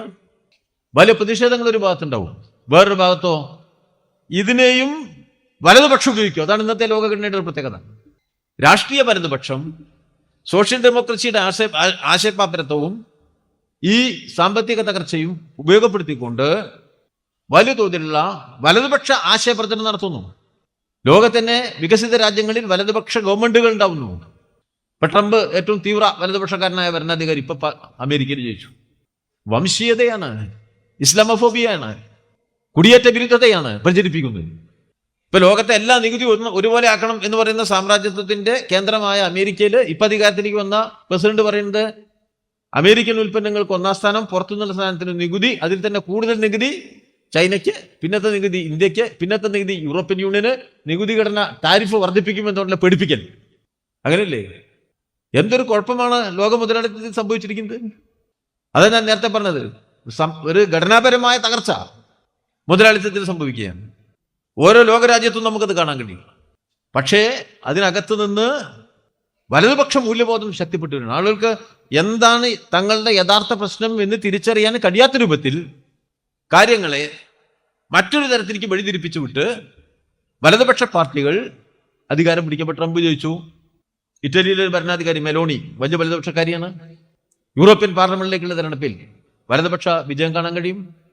ജർമ്മനി തന്നെ ഇപ്പോ ഇടക്കാലത്ത് വെച്ച ഭരണാധികാരിക്ക് ഭരണം നഷ്ടപ്പെട്ട് വലിയ തോതിൽ അപകടകരമായ രൂപത്തിലേക്ക് ജർമ്മനി പോവുകയാണ്. ഒട്ടുമിക്ക യൂറോപ്യൻ രാജ്യങ്ങളിൽ നമുക്കിത് കാണാൻ കഴിയും. അപ്പൊ അപകടകരമായ ഒരു സാഹചര്യം അതിലൂടെ രൂപപ്പെടുന്നുണ്ട്. വ്യവസ്ഥ എന്നുള്ള നിലയിൽ മുതലാളിത്തം അത്തരമൊരു സന്ദർഭത്തിൽ എങ്ങനെ പെരുമാറും? വളരെ വലിയ തോതിൽ അത് ലോകത്ത് തന്നെ അക്രമോത്സുകമായ ഒരു യുദ്ധനിർമ്മിതി നടത്തുകയാണ്. ഇപ്പൊ ഇസ്രായേൽ, ഗസ എത്ര ദിവസമായി, എത്ര മാസങ്ങളായി ആ യുദ്ധം നടക്കില്ലേ? എത്ര നിരപരാധികളെയാണ് നിഷ്കരുണം കൊന്നൊടുക്കുന്നത്? എന്തുകൊണ്ട് സാധിക്കുന്നു? സാമ്രാജ്യത്തെ പിന്തുണയില്ലാതെ ആ ഒരു യുദ്ധം നടക്കുമോ? ഇസ്രായേലിന്റെ യുദ്ധം ഗസയിൽ ഒതുങ്ങുന്നുണ്ടോ? ലെബനനിൽ ബോംബിടുന്നതാരാ? യമനിൽ ബോംബിടുന്നതാരാ? സിറിയയിൽ ബോംബിടുന്നതാരാ? ഒക്കെ ഇസ്രായേലല്ലേ? അപ്പൊ ഇതൊരു ഗസയിൽ നിന്ന് പോയ ഹമാസിന്റെ ഒരു ഡ്രോൺ പോയതിന്റെ ഭാഗമായിട്ടുള്ള പ്രതികരണമാണോ ഈ കാണുന്നത്? ആ ഡ്രോണും സിറിയായിട്ട് എന്താ ബന്ധം? ആക്രമണം നടത്തില്ലേ? സോവിയറ്റ് തകർച്ചയ്ക്ക് ശേഷം ഉണ്ടായ രൂപപ്പെട്ട യുദ്ധങ്ങളിലേക്ക് നോക്കൂ. ഇറാൻ ആക്രമിക്കാൻ നോക്കുന്നു എല്ലാ ദിവസവും അവരെ. ഇറാഖ് 2 തവണ ഇറാഖിൽ യുദ്ധം ഉണ്ടായി. ആ യുഗോസ്ലാവിയൻ ഭിന്നിക്കപ്പെട്ട കൊച്ചു കൊച്ചു രാജ്യങ്ങൾ, സിറിയ, ലീബിയ, എത്ര യുദ്ധങ്ങൾ, ഉക്രൈൻ, യുദ്ധങ്ങൾ ഇങ്ങനെ നടക്കല്ലേ ഇപ്പൊ ലോകത്ത്? ഈ യുദ്ധങ്ങളുടെയൊക്കെ പ്രത്യേകത എന്താ? ഒരു യുദ്ധവും അടുത്ത യുദ്ധവും തമ്മിലുള്ള വ്യത്യാസം ഈ യുദ്ധത്തിൽ ഉപയോഗിച്ചതിനേക്കാൾ നവീകരിച്ച ആയുധങ്ങൾ മറ്റേ യുദ്ധത്തിൽ ഉപയോഗിക്കുന്നു എന്നുള്ളതാണ്. അതാണ് യുദ്ധം, അതിനുള്ളതാണ് യുദ്ധം. ഓരോ ആയുധവും നവീകരിക്കപ്പെടുമ്പോൾ അതിലൂടെ ലഭിക്കുന്ന കൊള്ളലാഭത്തിന്റെ അളവ് അമേരിക്കയിലെ മിലിറ്ററി ഇൻഡസ്ട്രിയൽ കോംപ്ലക്സുകൾ കിട്ടുകയാണ്. അതാണ് ഇപ്പൊ ഇന്ത്യ, ഈ നരേന്ദ്രമോദി ഗവൺമെന്റ് 1,26,000 കോടി രൂപയുടെ ആയുധമാണ് അമേരിക്കയിൽ നിന്ന് മേടിച്ചത്. 3 ഡ്രോൺ ബേസ്ഡ് ആയുധം മേടിക്കാൻ ഏതാണ്ട് 10,60,000 കോടി രൂപയാണ് ഇന്ത്യയിൽ വയ്ക്കിയത്. കൂടുതൽ ആയുധങ്ങൾ മേടിക്കും. സൗദി അറേബ്യ കഴിഞ്ഞാൽ ഏറ്റവും കൂടുതൽ ആയുധം വാങ്ങുന്ന രാജ്യം ഇന്ത്യയാണ്. ലക്ഷക്കണക്കിന് കോടിയാണ് അങ്ങോട്ട് പോകുന്നത്. ഓരോ ആയുധവും നവീകരിക്കപ്പെടുകയാണ്. ഈ നവീകരിച്ച ആയുധങ്ങളുടെ പരീക്ഷണശാലയാണ് ഈ യുദ്ധങ്ങൾ. ആ യുദ്ധഭൂമിക്ക് താഴെ വലിയ തോതിലുള്ള എണ്ണ നിക്ഷേപമുണ്ട്. അത് കീഴ്പ്പെടുത്തലാണ് അമേരിക്കയുടെ ലക്ഷ്യം. പ്രകൃതി വിഭവങ്ങളുടെ കൈവശപ്പെടുത്തലാണ്. മറുഭാഗത്ത് യുദ്ധമുണ്ടാക്കലാണ്. മൂന്നാമതൊരിടത്ത് ആ യുദ്ധത്തിലൂടെ കൊള്ളലാഭം ഉണ്ടാക്കലാണ്. വലതുപക്ഷ രാഷ്ട്രീയം പൂർണ്ണമായി നടപ്പിലാക്കലാണ്. ജനാധിപത്യം ഉണ്ടാക്കാനല്ലേ പോയത്? ഏതെങ്കിലും രാജ്യത്ത് ജനാധിപത്യം ഉണ്ടായോ? അഫ്ഗാനിസ്ഥാനിലേക്ക് നോക്കൂ, എത്ര പ്രാകൃതമാണ് അവിടുത്തെ ഇന്നത്തെ അവസ്ഥ. വെള്ളം കോരുന്നത് നോക്കാൻ പാടില്ലെന്നാണ്. മനസ്സിലായ ഞങ്ങള്? വെള്ളം കോരുണ്ടേ. നമ്മൾ വീട്ടിലിങ്ങനെ ഇരിക്കുമ്പോ ഭാര്യ വെള്ളം കോരുണ്ട് അവിടെ നമ്മളെ പറമ്പിലെ കിണറ്റില്. അങ്ങോട്ട് നോക്കിയാൽ അമ്മ പിടിച്ചോണ്ട് പോകും. അതിനപ്പോ ഞാൻ ചോദ്യം ചെയ്യപ്പെട്ടാൽ ഞാനൊരു വർഗീയവാദിയോ? നടന്നുകൊണ്ടിരിക്കുക പോടെ. മാത്രമല്ല ജനലിൽ കൂടി കാണാൻ പാടില്ല സ്ത്രീയെ. ജനലിൻ്റെ ഉള്ളിൽ കൂടി സ്ത്രീയെ കാണുന്ന ജനലുകളെല്ലാം ഒഴിവാക്കിയെന്ന് പറഞ്ഞു. കിണറ്റും കരയ്ക്ക് നോക്കാൻ പാടില്ല. എങ്ങനെ ഉണ്ടാവും? എവിടെ എത്തിയിരിക്കുന്നു? എന്തായിരുന്നു അവിടെ സ്ഥിതി? ആ നാട് ഏറ്റവും ഗ്രഹാതുരത്വത്തോടു കൂടി ഇപ്പോൾ ഓർക്കുന്നത് നജീബുള്ളയുടെ ഭരണകാലമാണ്. സോവിയറ്റ് പിന്തുണയിൽ ആ നാട്ടിലൊരു ഭരണം ഉണ്ടായിരുന്നു. എല്ലാവർക്കും വിദ്യാഭ്യാസം ഉണ്ടായിരുന്ന, എല്ലാവരും മനുഷ്യ അവകാശങ്ങൾ അംഗീകരിച്ച് കിട്ടിയ ഒരു കാലം. ഇന്ന് അമേരിക്കൻ സാമ്രാജ്യത്വത്തിന്റെ 2 ദശാബ്ദത്തിന്റെ യുദ്ധവും പിന്നീട് അതിനകമ്പടിയായി വന്ന ഇസ്ലാമിക തീവ്രവാദ ശക്തികളുടെ ഭരണവുമായപ്പോ ലോകത്തിലെ ഏറ്റവും പട്ടിണി കിടക്കുന്ന മനുഷ്യന്റെ രാജ്യമായി അഫ്ഗാനിസ്ഥാൻ മാറി. ആ പട്ടിണിക്കാരൻ പുറത്തേക്ക് നോക്കിയാൽ അവന്റെ മുതുകിൽ ചാട്ടവാറടി വീഴുന്ന, അവനെ കൽത്തുറുങ്കിലടക്കുന്ന കിരാതമായ കാലം അവിടെ സൃഷ്ടിക്കപ്പെട്ടു. ഇങ്ങനെ നടക്കുക. അതിന്റെ അപ്പുറത്തേക്ക് നോക്കൂ. എവിടെയെങ്കിലും ജനാധിപത്യം തിരിച്ചു വന്നോ? അസ്ഥിരീകരണമല്ലേ ഉണ്ടായത്? ഒരു വലിയ ഭൂവിഭാഗത്തിലാകെ രാഷ്ട്രീയ അസ്ഥിരീകരണം. അവിടുന്ന് മനുഷ്യൻ പലായനം ചെയ്യേണ്ട സ്ഥിതി, ജീവിക്കാൻ കഴിയാത്ത സ്ഥിതി, യൂറോപ്പിൽ അഭയാർത്ഥിയായി അലയേണ്ട സ്ഥിതി. ആ നിലയിലേക്ക് കാര്യങ്ങൾ മാറിയിരിക്കില്ലേ? ഇതാണ് മുതലാളിത്തത്തിന്റെ പരാജയം. എന്തുകൊണ്ട് നമ്മളെല്ലാം കമ്മ്യൂണിസ്റ്റുകാരായി എന്നതിന്റെ അഭിമാനം നമുക്ക് തോന്നുന്നത് ഇത്തരം സന്ദർഭത്തിലാണ്. ഈ തിന്മയെ ചോദ്യം ചെയ്യുന്ന ഒരു പ്രസ്ഥാനത്തിന്റെ ഭാഗമായി ഞങ്ങൾ പ്രവർത്തിക്കുന്നു എന്ന അഭിമാന ബോധം ഓരോ കമ്മ്യൂണിസ്റ്റുകാരനും ഉണ്ടാവുന്ന സന്ദർഭമാണിത്. മനുഷ്യരാശിക്കു നേരെ ഇത്രയേറെ വലിയ കടന്നാക്രമണം മുതലാളിത്തവും അതിന്റെ സമകാല രൂപങ്ങളും ചെയ്യുന്ന സന്ദർഭത്തിൽ വളരെ വലിയ തോതിലുള്ള പ്രതിരോധം രൂപപ്പെടുത്തുക എന്ന മഹനീയമായ ചരിത്ര ദൗത്യത്തിന്റെ നിർവഹണം നടക്കണം. അത് നടക്കുന്നുണ്ട് ലോകത്ത് പല ഭാഗത്തും.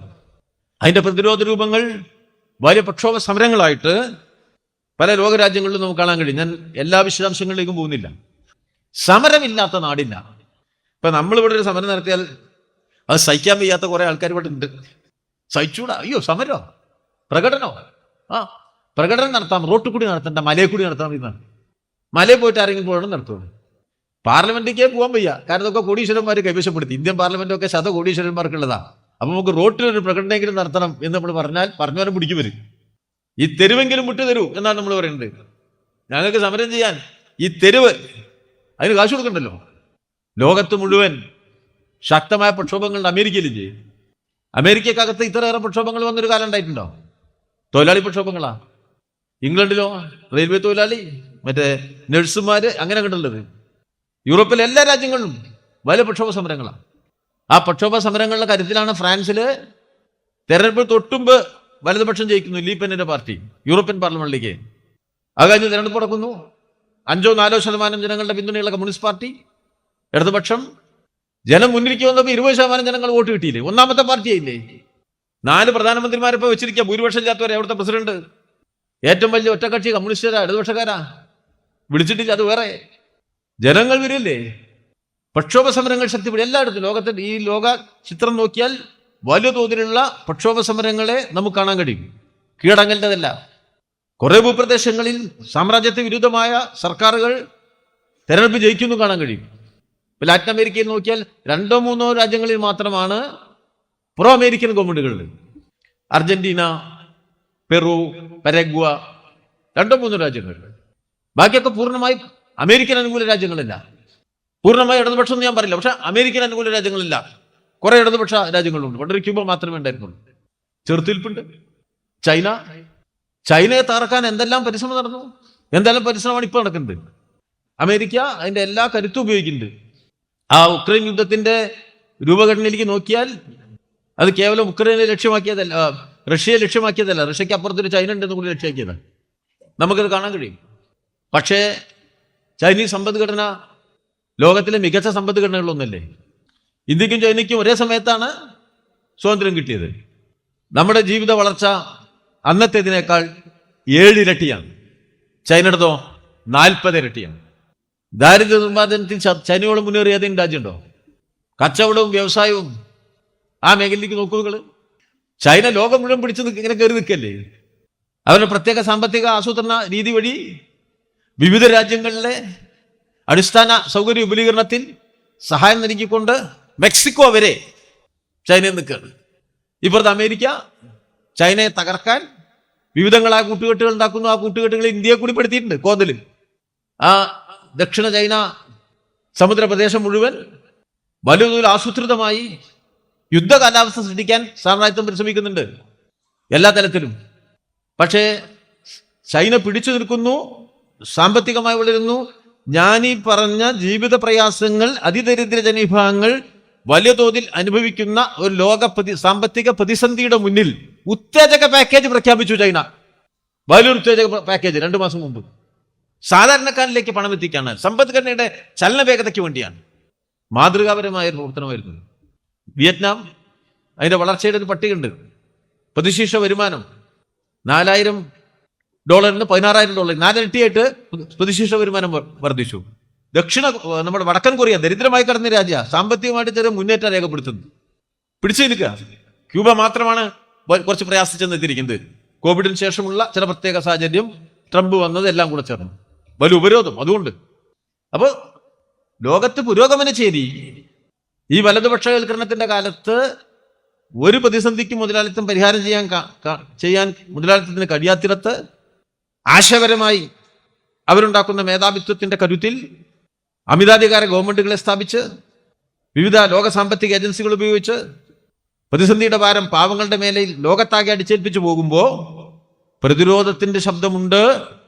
ബദൽ രാഷ്ട്രീയ ഘടനയുടെ കരുത്തും പ്രകടിപ്പിക്കപ്പെടുന്നുണ്ട് ഇന്നത്തെ ലോകത്ത് എന്ന തിരിച്ചറിവ് നമുക്ക് നൽകുന്നത് നമ്മുടെ സമൂഹഘടനയിൽ ഈ ശക്തികൾക്കെതിരായി വലിയ കരുത്തോടു കൂടി കമ്മ്യൂണിസ്റ്റ് പാർട്ടിയുടെ പ്രവർത്തനത്തിന്റെ വിപുലീകരണം ഉണ്ടാവണം എന്ന സന്ദേശമാണ്. പൂർണ്ണമായി ആത്മവിശ്വാസം നഷ്ടപ്പെടേണ്ടതല്ല ഇന്നത്തെ ലോക സാഹചര്യം എന്ന പ്രത്യേകത. അപ്പൊ ആ നിലയിൽ മാറ്റമുണ്ടാവുന്ന ഒരു കാലഘട്ടത്തിൽ വലിയ പലതരത്തിൽ സമൂഹഘടന വിവിധങ്ങളായ മാറ്റങ്ങൾക്ക് വിധേയമാകുമ്പോൾ അതിനെ സൂക്ഷ്മ തലത്തിൽ പരിശോധിച്ച് മനസ്സിലാക്കി നാം പ്രവർത്തിക്കുന്ന മേഖലയിൽ നമ്മുടെ പ്രവർത്തനത്തിൽ ഊർജമാക്കാൻ നമുക്ക് കഴിയണം. അതിലെ പെശകുകൾ, അതിലുണ്ടാവുന്ന ആപത്തുകളെയും തിരിച്ചറിഞ്ഞ് മനസ്സിലാക്കി നമ്മുടെ പ്രവർത്തനത്തെ അതിനനുസരിച്ച് ഭേദഗതി ചെയ്യാനും മാറ്റാനും തയ്യാറാവണം എന്നുള്ളത് നമ്മെ ബോധ്യപ്പെടുത്തുന്ന ഒരുപാട് ചരിത്രാനുഭവങ്ങളുടെ മുന്നിലൂടെയാണ് നാം ഇപ്പോൾ കടന്നു പോകുന്നത്. CPIM ഈ അനുഭവങ്ങളുടെ ആകെ പശ്ചാത്തലത്തിലാണ് ഏറ്റവും കൂടുതൽ ജനങ്ങൾ താമസിക്കുന്ന ഇന്ത്യയിൽ മാർക്സ് ലെനിനിസത്തിന്റെ വെളിച്ചത്തെ സമരായുധമായിട്ട് ഉപയോഗിക്കുന്നു. നിങ്ങൾക്കെല്ലാം അറിയാം, നല്ല പ്രയാസകരമായ ഒരു സാഹചര്യമാണ് നമ്മുടെ വളർച്ചയ്ക്ക് മുന്നിൽ സൃഷ്ടിച്ചിരിക്കുന്നത്. വളരെ പ്രയാസകരമാണ്. നല്ല പരിശ്രമം വേണം. വലതുപക്ഷ വൽക്കരിക്കപ്പെടുന്ന സമൂഹമാണ്. സാമ്പത്തിക തകർച്ചയാണ്. സാമ്പത്തിക തകർച്ചയെന്ന് ചില നല്ല കാര്യങ്ങൾ ലോകത്ത് ഞാൻ എല്ലാത്തിനും ചില നല്ല കാര്യം ചിലപ്പോൾ കാണാം. ഇപ്പോൾ തൊട്ടടുത്ത ആ ശ്രീലങ്കയിൽ വലിയ സാമ്പത്തിക തകർച്ച ഉണ്ടായി. ആ സാമ്പത്തിക തകർച്ച കഴിഞ്ഞ് ഇങ്ങോട്ട് വന്നപ്പോട്ട് 3 ആൾ പാർലമെന്റിൽ ഉണ്ടായിരുന്ന പാർട്ടി അധികാരം പിടിക്കുന്നു. 4-5% ഉണ്ടായിരുന്ന ഇടതുപക്ഷത്തിന്റെ ഒരാൾ പ്രസിഡന്റ് ആവുന്നു. തൊട്ടടുത്തുണ്ടായതപ്പോൾ നമ്മൾ നേപ്പാളിൽ ഒരു ഇടതുപക്ഷ ഗവൺമെന്റ് വന്നിട്ടുണ്ട്. അങ്ങനെയുള്ള ചിലതൊക്കെ കാണാൻ കഴിയും. പക്ഷെ നമ്മൾ ഒരു ഇന്ത്യൻ സ്ഥിതി നോക്കുമ്പോൾ വേഗത്തിൽ ഇടതുപക്ഷം വളരുന്നില്ല എന്നും കാണാൻ കഴിയും. വിഷയങ്ങളുടെ ആധിക്യത്തിന്റെ അളവനുസരിച്ച് രൂപപ്പെട്ടു വന്ന പ്രശ്നങ്ങളുടെ പ്രത്യേകത വെച്ചുകൊണ്ട് ഇതിനേക്കാൾ വേഗത്തിൽ നാം വളരേണ്ടതാണ്. നമുക്ക് ആഗ്രഹമില്ലാത്തതുകൊണ്ടും നാം പ്രവർത്തിക്കാത്തതുകൊണ്ടുമല്ല. ഡോമിനന്റ് ഐഡിയോളജി, മേധാവിത്വം പുലർത്തുന്ന പ്രത്യയശാസ്ത്രവും ആശയവും അതിന് പരിരക്ഷ നൽകുന്ന മറ്റു സംവിധാനങ്ങളിലുമുണ്ടാണ്. പക്ഷേ ഈ പ്രയാസകരമായ കാലത്തും ഇന്ത്യയിലെ ഏറ്റവും വലിയ സവിശേഷത, ഇന്ത്യയിൽ ഒരു സംസ്ഥാനത്ത്, കേരളത്തിൽ ഇപ്പോഴും ഒരു ഇടതുപക്ഷ ഗവൺമെന്റ് ഉണ്ട് എന്നുള്ളതാണ്. അത് ചെറിയൊരു കാര്യമല്ല. ഇന്നത്തെ ലോകത്തിൻ്റെയും ഇന്നത്തെ ഇന്ത്യയുടെയും സവിശേഷതയിൽ കേരളത്തിൽ ഇടതുപക്ഷ ഗവൺമെന്റ് ഉണ്ട്. ആ ഇടതുപക്ഷ ഗവൺമെന്റ് രണ്ടാമതും തുടർച്ചയായി അധികാരത്തിലേക്ക് വന്ന ഇടതുപക്ഷ ഗവൺമെന്റാണ് എന്നത് ഏറ്റവും സവിശേഷമായ ഒരു രാഷ്ട്രീയ പ്രത്യേകതയാണ്. സ്വാഭാവികമായിട്ടും ഇന്ത്യൻ വലതുപക്ഷത്തിന്റെ ഏറ്റവും വലിയ കണ്ണിലെ കരട് ആരായിരിക്കും? കേരളത്തിലെ ഇടതുപക്ഷമായിരിക്കും. കേരളത്തിലെ ഇടതുപക്ഷ ഗവൺമെന്റും ആയിരിക്കും. അതിപ്പോൾ നമ്മളിപ്പോൾ അനുഭവിച്ചുകൊണ്ടിരിക്കുകയാണ്. ഇപ്പൊ ഈ കേരള ഗവൺമെന്റ് എന്ന് പറഞ്ഞാൽ എല്ലാ കാലത്തും കേരളത്തിലെ ഇടതുപക്ഷ ഗവൺമെന്റുകൾ, കമ്മ്യൂണിസ്റ്റ് പാർട്ടി ഗവൺമെന്റുകൾ ഈ ബൂർഷ്വാ സാമൂഹ്യ ഘടനയുടെ പരിമിതികൾ എല്ലാം വെച്ചുകൊണ്ട് തന്നെ പ്രവർത്തിക്കുമ്പോൾ തന്നെ സാമൂഹ്യ ഘടനയെ, സാധാരണക്കാരന്റെ ജീവിതത്തെ വലിയ തോതിൽ മാറ്റിമറിച്ച ഒരു ഗവൺമെന്റുകളാണ്. ഞാൻ ആവർത്തിച്ച അതിന്റെ എല്ലാ വിശ്വാസങ്ങളിലേക്കും പോകുന്നില്ല. എന്തൊരു വലിയ മാറ്റമുണ്ടായ സമൂഹമാണ് നമ്മുടെ. ഇന്ത്യയിലെ ഏറ്റവും പിന്നിൽ കിടന്ന സമൂഹം ഏതാ? കേരളീയ സമൂഹമാണ്. മനസ്സിലായോ? ടിപ്പു സുൽത്താൻ വരുന്നത് വരെ ഒരു പടയോട്ടം നടന്നിട്ടില്ല. അവിടെ പടം ചാത്തോണ്ടല്ല, ഓടിയിട്ടൊന്നും കിട്ടാൻ ചാത്തോണ്ടാണ്. അത്ര പിന്നിലായിരുന്നു നമ്മുടെ സമ്പദ്ഘടന. ഉൽപാദന ശക്തികളുടെ വർധനവ്, ഉൽപാദന ഉപകരണങ്ങളുടെ വിപുലീകരണം, അതൊക്കെ ആയിട്ട് ബന്ധപ്പെട്ട കാര്യങ്ങൾ. എന്നാൽ ഇന്ന് ഇന്ത്യയില് കേരളത്തിന്റെ ഒരു സ്ഥാനം ഏതാ? ഇന്നത്തെ ഇന്ത്യയിലെ കേരളത്തിന്റെ സ്ഥാനം എന്താ? അത്ഭുതം പോലെയല്ലേ കേരളത്തിലേക്ക് നോക്കുക. ലോകം പഠിക്കുകയാണ് കേരളത്തിൽ നിന്ന്. മനുഷ്യരാശിയുടെ സമകാല ചരിത്രത്തിലെ ഏറ്റവും അപകടം നിറഞ്ഞ കാലം കോവിഡ് കാലമാണ്. മുതലാളിത്തം പതറുന്നതാണ്. അവിടെ വെളിച്ചത്തിന്റെ സൂര്യകിരണം ഉയർന്നു പൊന്തിയത് കമ്മ്യൂണിസ്റ്റുകാർ അധികാരത്തിലേക്ക് ആദ്യം വന്ന 57 അധികാരത്തിലേക്ക് വന്ന കേരളമാണ് എന്ന് ലോകം അത്ഭുതത്തോടെ നോക്കിക്കൊണ്ടു. ലോകമാണ്. വിദ്യാഭ്യാസ ഘടനയിലേക്ക് നോക്കി. ഏറ്റവും കൂടുതൽ പെൺകുട്ടികൾ സർവകലാശാലയിൽ പഠിക്കുന്നത് ഇവിടെയാണ്. ഏറ്റവും കൂടുതൽ പെൺകുട്ടികൾ ഗവേഷണം നടത്തുന്നത് ഇവിടെയാണ്. ലോകത്തിന്റെ മുന്നിലെ 1-ാം സ്ഥാനമാണ്. ലോകത്തിന്റെ മുന്നിലെ 1-ാം സ്ഥാനം. ആ 1-ാം സ്ഥാനം ലോകത്തിന്റെ മുന്നിലാ. അത് കാണാൻ കഴിയില്ല. അവിടെ കുറച്ച് ആൾക്കാരുണ്ട്, കാണൂല. വെറുതെ ക്യാമറയും കൊണ്ടുവരിക. ലോകത്തിന്റെ മുന്നിലെ കേരളത്തെ അവരൊരിക്കലും കാണിച്ചു കൊടുക്കൂല. വടി പിടിച്ച് നടക്കും. നോക്കൂ നിങ്ങൾ, ഈ സാമ്പത്തിക പ്രതിസന്ധിയില് കേരളം എങ്ങനെ നിലയുറപ്പിച്ചിരിക്കുന്നു. പിണറായി വിജയൻ ഗവൺമെന്റ് അധികാരത്തിലേക്ക് വരുമ്പോൾ നമ്മുടെ പാർട്ടി അംഗീകരിച്ച, നമ്മുടെ 2ാം ഗവൺമെന്റ് വരുമ്പോൾ നമ്മുടെ പാർട്ടി അംഗീകരിച്ച ഒരു പ്രമേയമുണ്ട്. ആ പ്രമേയത്തില് കേരളത്തിൽ ഈ തെരഞ്ഞെടുപ്പിനെ നമ്മൾ അഭിമുഖീകരിച്ചത്, തെരഞ്ഞെടുപ്പിൽ വോട്ട് എങ്ങനെ രേഖപ്പെടുത്തി, എല്ലാ കാര്യം വിശദീകരിച്ചതിന് ശേഷം CPIM അത് അവസാനിപ്പിച്ചപ്പോൾ 2 കാര്യം പറഞ്ഞു. ഒന്നാമത് നമ്മൾ പറഞ്ഞു, കമ്മ്യൂണിസ്റ്റ് പാർട്ടി എന്നുള്ള നിലയിൽ പാർട്ടി അംഗങ്ങൾക്ക് ഈ അനുഭവ പശ്ചാത്തലത്തിൽ ഗവൺമെന്റുമായിട്ട് മുന്നോട്ട് പോകുമ്പോൾ ഉണ്ടാവേണ്ട പ്രത്യേകമായ ചുമതലകളെക്കുറിച്ചുള്ള ഒരു ജാഗ്രതപ്പെടുത്തലാണ്. ഒരു കാരണവശാലും നമ്മൾ അധികാരം തലയ്ക്ക് പിടിച്ചവരാവരുത് എന്നുള്ള ബോധമുണ്ടാക്കാനുള്ള കാര്യങ്ങൾ പാർട്ടി പ്രമേയത്ത് പറഞ്ഞു. പിന്നീട് പറഞ്ഞ എന്താ, നമുക്ക് നമ്മുടെ ഈ ഇന്ത്യയിലെ ഇന്നത്തെ ഒരു ജീവിതാവസ്ഥയിൽ തകർന്നുകൊണ്ടിരിക്കുന്ന ഇന്ത്യ, നമ്മൾ കുറെ നേട്ടങ്ങൾ ഉണ്ടാക്കിയിട്ടുണ്ട്, അതിനൊരു ലോക നിലവാരമുള്ളതാക്കണം. അതാണ് സാമൂഹ്യ സുരക്ഷാ മേഖലയിൽ, വിദ്യാഭ്യാസ ആരോഗ്യ മേഖലയിൽ, സേവന മേഖലകളിൽ കേരളത്തിന്റെ വലിയ നേട്ടത്തെ നമുക്കൊരു ലോക നിലവാരത്തേക്ക്, ആ നേട്ടങ്ങളുടെ ഗുണപരമായ വളർച്ചയിലേക്ക് നമുക്ക് കൊണ്ടുപോകണം. ഒരു ഭാഗത്ത് പ്രതീക്ഷയും വേറൊരു ഭാഗത്ത് തകരാറുകൾ സംഭവിക്കാനുള്ള ജാഗ്രതപ്പെടുത്തലും ആ ഉത്തരവാദിത്വ ബോധവുമാണ് കമ്മ്യൂണിസ്റ്റ് പാർട്ടി രണ്ടാമത് അധികാരത്തിൽ വന്നപ്പോൾ നമ്മൾ നടത്തിയത്. എതിരാളികൾക്ക് ഇതിനെ പൊളിക്കുന്നുണ്ടാവും, ആ ജാഗ്രതപ്പെടുത്തൽ നമുക്കുണ്ട്. എവിടെയെങ്കിലും ഒരു കുറവുണ്ടായോ? ഈ രണ്ടാം ഗവൺമെന്റിന് ഏറ്റവും ബുദ്ധിമുട്ടുണ്ടായ കാലം നമുക്ക് ലഭിക്കേണ്ട 10,000 കോടി രൂപയാണ് കേന്ദ്രം തടഞ്ഞു വെച്ചതും തരാതിരുന്നതും. ഒരു ഗവർണറെ സ്ഥാപിച്ചു, കേരളത്തിന്റെ എല്ലാ ജനാധിപത്യ മൂല്യങ്ങളുടെ എതിർദിശയിൽ നിന്നു. ആ ഗവർണർ പോകുമ്പോ ജനപ്രിയ ഗവർണർ പോയി എന്ന് ഞാൻ പത്രത്തിൽ വായിച്ചപ്പോ ആ എഴുതിയ പത്രത്തിലേക്ക് നോക്കി ഒരു 2 മിനിറ്റ് ഞാൻ ഇരുന്നു പോയി. ഭയങ്കരന്മാരാട്ടോ. ഇപ്പൊ ഈ പത്രാധിപന്മാരും ചെയ്യേണ്ടതായിട്ടുണ്ട്. അങ്ങനെയാണ് പുതിയ കാല പത്രം എന്ന് പറഞ്ഞാൽ അതിന് പത്രാധിപരില്ലാത്ത കാലായി പോകും. ഞാൻ അതിലേക്ക് പോണില്ല. എഴുതി വെച്ചിരിക്കുക ആ ജനപ്രിയ ഗവർണറെ പോയി. അദ്ദേഹം ഈ കേരളത്തിനോട് ചെയ്ത ദ്രോഹത്തെക്കുറിച്ച് ഒരു വരി പറഞ്ഞ ഏതെങ്കിലും ഒരു ഈ മാധ്യമങ്ങൾ ഇവിടെ ഉണ്ടായോ? 9 മണി ചർച്ചയിൽ ഒരു വരിയെങ്കിലും അദ്ദേഹത്തിനെതിരായി പറഞ്ഞ ഒരു പത്രമില്ലാത്തിടത്ത് കേരളത്തിനെതിരാണ് ഇവർ, കേരളത്തിലെ ജനങ്ങൾക്കെതിരാണ് ഇവരെന്ന് ബോധ്യപ്പെടുത്തിയില്ലേ? ഈ സമൂഹത്തിലെ പാവപ്പെട്ടവൻ എത്രമാത്രം എതിരാണ് നമ്മുടെ രാജ്യത്തിലെ കമ്മ്യൂണിസ്റ്റ് വിരുദ്ധ മാധ്യമങ്ങളെന്ന് ഓരോ നിമിഷങ്ങളിലും അവർ വിളിച്ചു പറഞ്ഞുകൊണ്ടിരിക്കുകയാണ്. ഞങ്ങൾ അത് കേട്ട് ആഹ്ലാദിക്കല്ല, പക്ഷെ നിങ്ങളെ പേടിക്കുന്നില്ല എന്ന് ഒന്നുകൂടി ഓർമ്മപ്പെടുത്തുകയും. എവിടെ എത്തി? ഇത് മുഴുവൻ നടക്കില്ലേ? എന്തൊരു വലിയ പ്രതിസന്ധി! നമ്മളുടെ നേട്ടങ്ങൾക്ക് വില കൊടുക്കില്ലേ? ആ കിഫ്ബി ഉപയോഗിച്ച് ഒരു ബദൽ പദ്ധതി ആവിഷ്കരിച്ച് 10,000 കോടി രൂപയുടെ മൂലധന നിക്ഷേപം നടത്തിയില്ലേ? മൂലധന നിക്ഷേപം ചെലവാക്കലില്ലല്ലോ, നടത്തിയില്ലേ? ഇവിടെ അതിനെ തടഞ്ഞില്ലേ? പരുക്ക് സംസ്ഥാന ഗവൺമെന്റിനല്ലേ? ആ വയനാട്ടിൽ ദുരന്തം ഉണ്ടായപ്പോ ഞാൻ എന്റെ ബാക്കി പോടില്ല. ഹെലികോപ്റ്റർ വന്നതിന്റെ കൂലി ചോദിച്ചില്ലേ? ഹെലികോപ്റ്റർ വന്നതിന്റെ കൂലി കുറച്ച് പൈസ തരണം പറഞ്ഞപ്പോ കഴിഞ്ഞൂറി വന്ന ഹെലികോപ്റ്ററിന്റെ പൈസ ഇട്ടാണ്ട് അത് തരുമെന്നല്ലേ പറഞ്ഞത് കേന്ദ്രം? കഴിഞ്ഞ തവണ വെള്ളപ്പൊക്കം ഉണ്ടായ കാലത്ത് വന്ന ഹെലികോപ്റ്ററിന്റെ പൈസയിൽ 1,000 ഉറുപ്പ്യ കിട്ടാണ്ട് അത് തരണമെന്നാണ് വയനാടിന് വേണ്ടി പൈസ ചോദിച്ചപ്പോ കത്ത് വന്നത്. എന്നൊരു കത്ത് ബാക്കിയാട്ടോ കേന്ദ്രത്തില്, ഒരു കത്ത് എന്നും ബാക്കിയായിരിക്കും.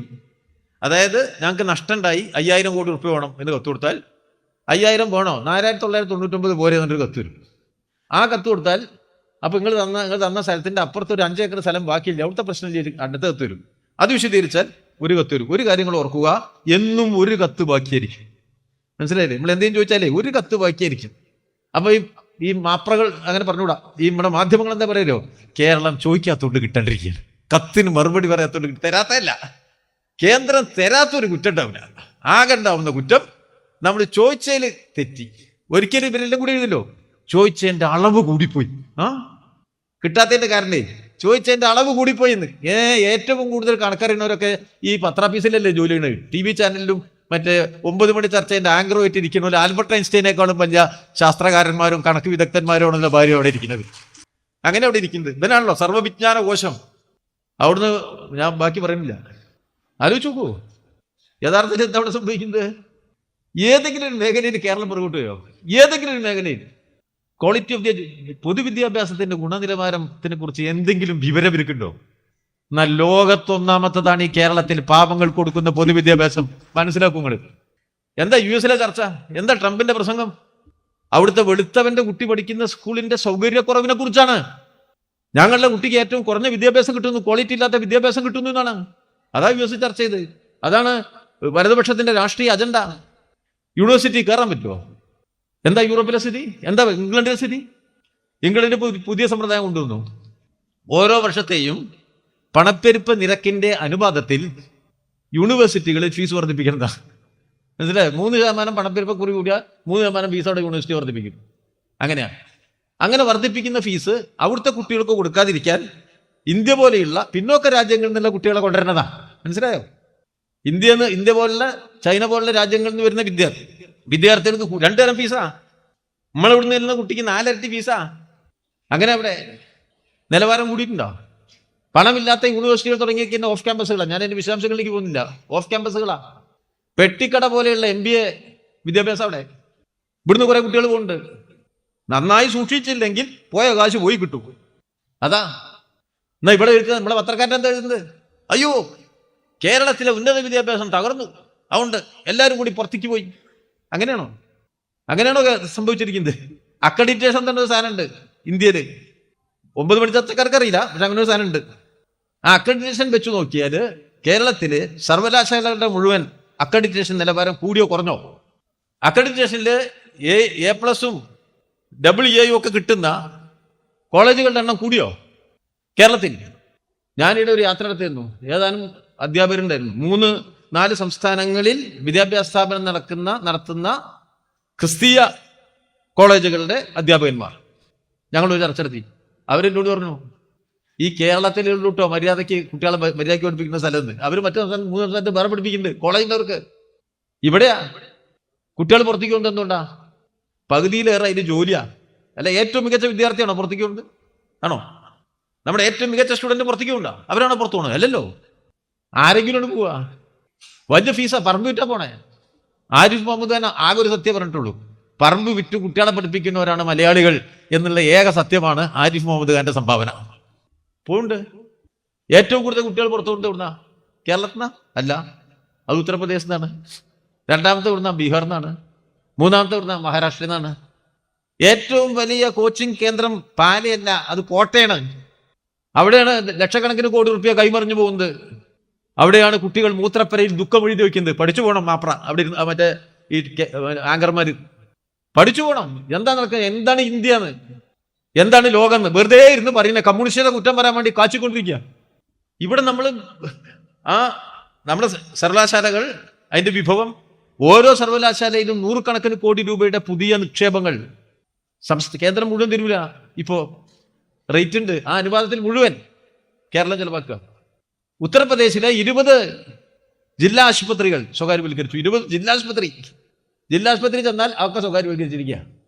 10,000-കണക്കിന് ലക്ഷക്കണക്കിന് സ്കൂളുകൾ ഇന്ത്യയിൽ പൂട്ടി. ഒരു സ്കൂളിൽ കേരളത്തിൽ പൂട്ടിയാവും. 964-ൽ 6.5 ലക്ഷം കുട്ടികൾ 1-ാം ക്ലാസ്സിൽ ചേരുന്ന കേരളത്തിൽ ഇപ്പൊ ചേരുന്നത് 3.25 ലക്ഷമാണ്. നേർപകുതി കുട്ടികളുടെ എണ്ണം കുറവവിടെ.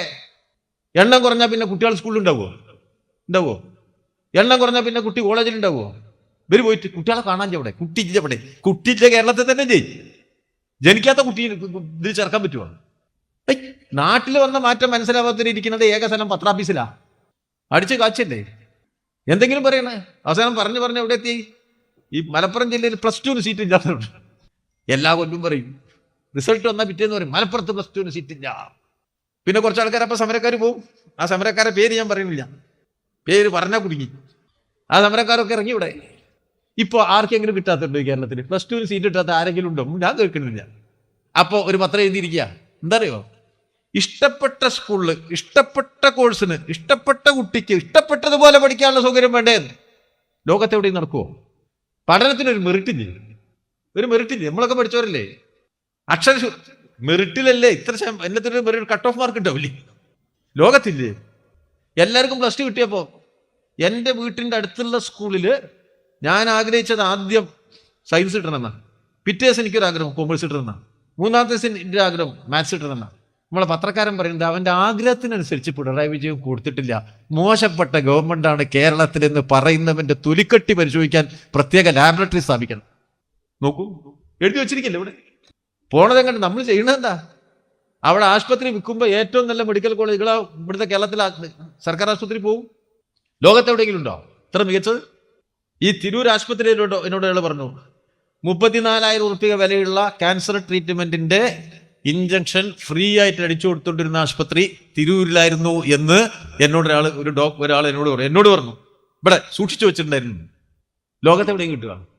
കമ്മ്യൂണിസ്റ്റ് വിരോധമാകാൻ നിങ്ങൾക്ക് ലേശം മനുഷ്യത്വം വേണം എന്നാണ് വളരെ വിനയപൂർവ്വം ഞാൻ അവരെ ഓർമ്മിപ്പിക്കുന്നത്. അത് നിങ്ങൾക്കാവാം. എവിടെ എത്തി? എവിടെ പിറകിപ്പോയി കേരളം? സ്വന്തമായി വിഭവം കണ്ടെത്തി ഈ കേരളം. എന്തറിയോ? ഏറ്റവും കൂടുതൽ സ്വന്തം വിഭവം കണ്ടെത്തിയ ധനമന്ത്രിയുടെ പേര് KN ബാലഗോപാൽ എന്നാണ്. ഇവിടുത്തെ ധനകാര്യം മോശം ആണോ? ഇവര് പറയില്ല, വസ്തുതയോടെ കിടക്കുക. എവിടെ ഒരു കുറവ് സംഭവിച്ചു? വിദ്യാഭ്യാസ മേഖലയിൽ ഉണ്ടായോ? ആരോഗ്യ മേഖലയിൽ ഉണ്ടായോ? സേവന മേഖലയിൽ ഉണ്ടായോ? ഇവിടെ ഞാൻ ഇന്നലെ ടി വിയിൽ നോക്കുന്നുണ്ട്, കുണ്ടുകൂടി ഇങ്ങനെ ചാടുന്നു ഓട്ടോറിക്ഷ. ആ ഇന്നലെ ഞാൻ നോക്കിയതാ. എപ്പോഴും ഞാൻ നോക്കലില്ല, കാരണം ഇത് പറ്റിപ്പോവും. ഞാൻ നോക്കിപ്പോയി, കാരണം അപ്പൊ കുണ്ടിച്ചാടി. അയ്യോ, കേരളം കുണ്ടിച്ചാടി, കേരളം കുണ്ടിച്ചാടി. ഈ കുണ്ട് മാത്രമേ ഇവർ കാണുള്ളൂ. 650 കിലോമീറ്റർ നീളത്തിൽ 6 വരിയിൽ 2 വരി സൈഡ് റോഡുകളും കൂടി സർവീസ് റോഡുമായിട്ട് ഒരു 8 വരി പാത മാന്യമായി നീണ്ടു നിവർന്ന് ഈ കേരളത്തിലൂടെ പണിതുയർത്തി കണ്ടുപോകുന്നതിനുള്ള കണ്ണില്ലാത്ത ക്യാമറകളാണ് കേരളത്തിൽ ഇവരുടെ കയ്യിലുള്ളത്. അവിടെ പണിതുകൊണ്ടിരിക്കുകയല്ലേ. എത്ര വേഗത്തിൽ, ഇത്ര വേഗത്തിൽ ഈ ദേശീയപാത ഉണ്ട്. എവിടെയെങ്കിലും ഇന്ത്യയിൽ 6 വരി പാതയും അതിന് സർവീസ് റോഡുള്ള ഒരു സ്ഥലം ഇന്ത്യയിലുണ്ടോ? ഒരു സംസ്ഥാനം പൂർണ്ണമായി? അങ്ങനെ ഒരു സ്ഥലം ഈ കേരളത്തിലേ ഉള്ളൂ. ആ സ്ഥലം എടുത്തു കൊടുത്ത ആരാ? അതിന്റെ 4-1 കാശ് വേണമെന്ന് കേന്ദ്രം പറഞ്ഞപ്പോ നമ്മൾ കൊടുക്കാന്ന് പറഞ്ഞില്ലേ? വേറെ ഒരാളും കൊടുത്തിട്ടുണ്ടോ? സ്ഥലം അളക്കാൻ വേണ്ടി ചെന്നപ്പോ ഒരല്പം വർഗീയത കൂടുതലുള്ള ഒരു സംഘടന സമരം നടത്തി ലീഗ് ഓഫീസിൽ ചെന്നപ്പോ ഇനി ഇവിടെ റോഡ് വേണ്ട എന്ന് പ്രഖ്യാപിച്ച വികസന നായകന്മാരാണ് UDF-കാരായി കേരളം ഭരിച്ചതെങ്കിൽ ആ റോഡ് ഇവിടെ വെട്ടും എന്ന നിശ്ചയദാർഢ്യത്തിന്റെ പ്രതീകമാണ് കേരള മുഖ്യമന്ത്രി. ആ പണി ഇവിടെ പൂർത്തീകരിക്കുക. സഹിക്കണില്ല. ആ നല്ലൊരു റോഡ് വരുമ്പോ എവിടെടാ കുണ്ട് എന്ന് ചോദിച്ച് ക്യാമറയും വടിയെടുത്ത് നടക്കാൻ വരും. എത്രത്തോളം തരം താഴാമോ മാധ്യമ പ്രവർത്തനത്തിന് എന്നതിന്റെ ഉദാഹരണങ്ങൾ കേരളത്തിലെ കമ്മ്യൂണിസ്റ്റ് വിരുദ്ധ മാധ്യമങ്ങൾ അവരുടെ കഴിവിനനുസരിച്ച് പ്രകടിപ്പിച്ചുകൊണ്ടിരിക്കുക. മുന്നോട്ടല്ലേ പോണ്? ഒറ്റ പ്രശ്നമേ ഉള്ളൂ, ഇത് വലതുപക്ഷത്തിന് ഇഷ്ടപ്പെടുന്നില്ല. അതാണ് ഒരു പ്രശ്നം. കേരളത്തിലൊന്നും ഒരു പിന്നോട്ടിട്ടില്ല എല്ലാ നിലയിലും. ഇപ്പോൾ വ്യവസായത്തിലായിരുന്നു നമ്മൾ മോശം തന്നെ. ഇപ്പോൾ വ്യവസായ സൗഹൃദത്തിൽ 1ാം സ്ഥാനം നല്ലൊരു അവാർഡും വാങ്ങി രാജീവ്. അപ്പൊ അതും പോയി, ആ ചാൻസും പോയി. ഇപ്പോൾ ഇങ്ങനെ നമ്മൾ ഒരു നോക്കിയെടുക്കാം, എവിടെ ഒന്ന് നമ്മളെ തകർക്കാം, നോക്കിയെടുക്കാം. അതൊക്കെ ഓട്ടയടച്ചുകൊണ്ടിരിക്കുക, ലൂപ്പ് പ്ലഗ് ചെയ്യുക. അപ്പോൾ ഒരു കാര്യം നമ്മൾ എല്ലാവരും മനസ്സിലാക്കണം, ഒരു സംശയമില്ല, ഇതൊരു ബദൽ നയം നടപ്പിലാവുന്ന ഗവൺമെന്റാണ് കേരളത്തിൽ.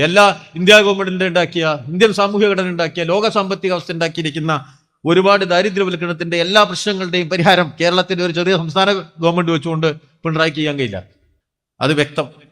പക്ഷേ മാതൃക സൃഷ്ടിക്കാനാവും.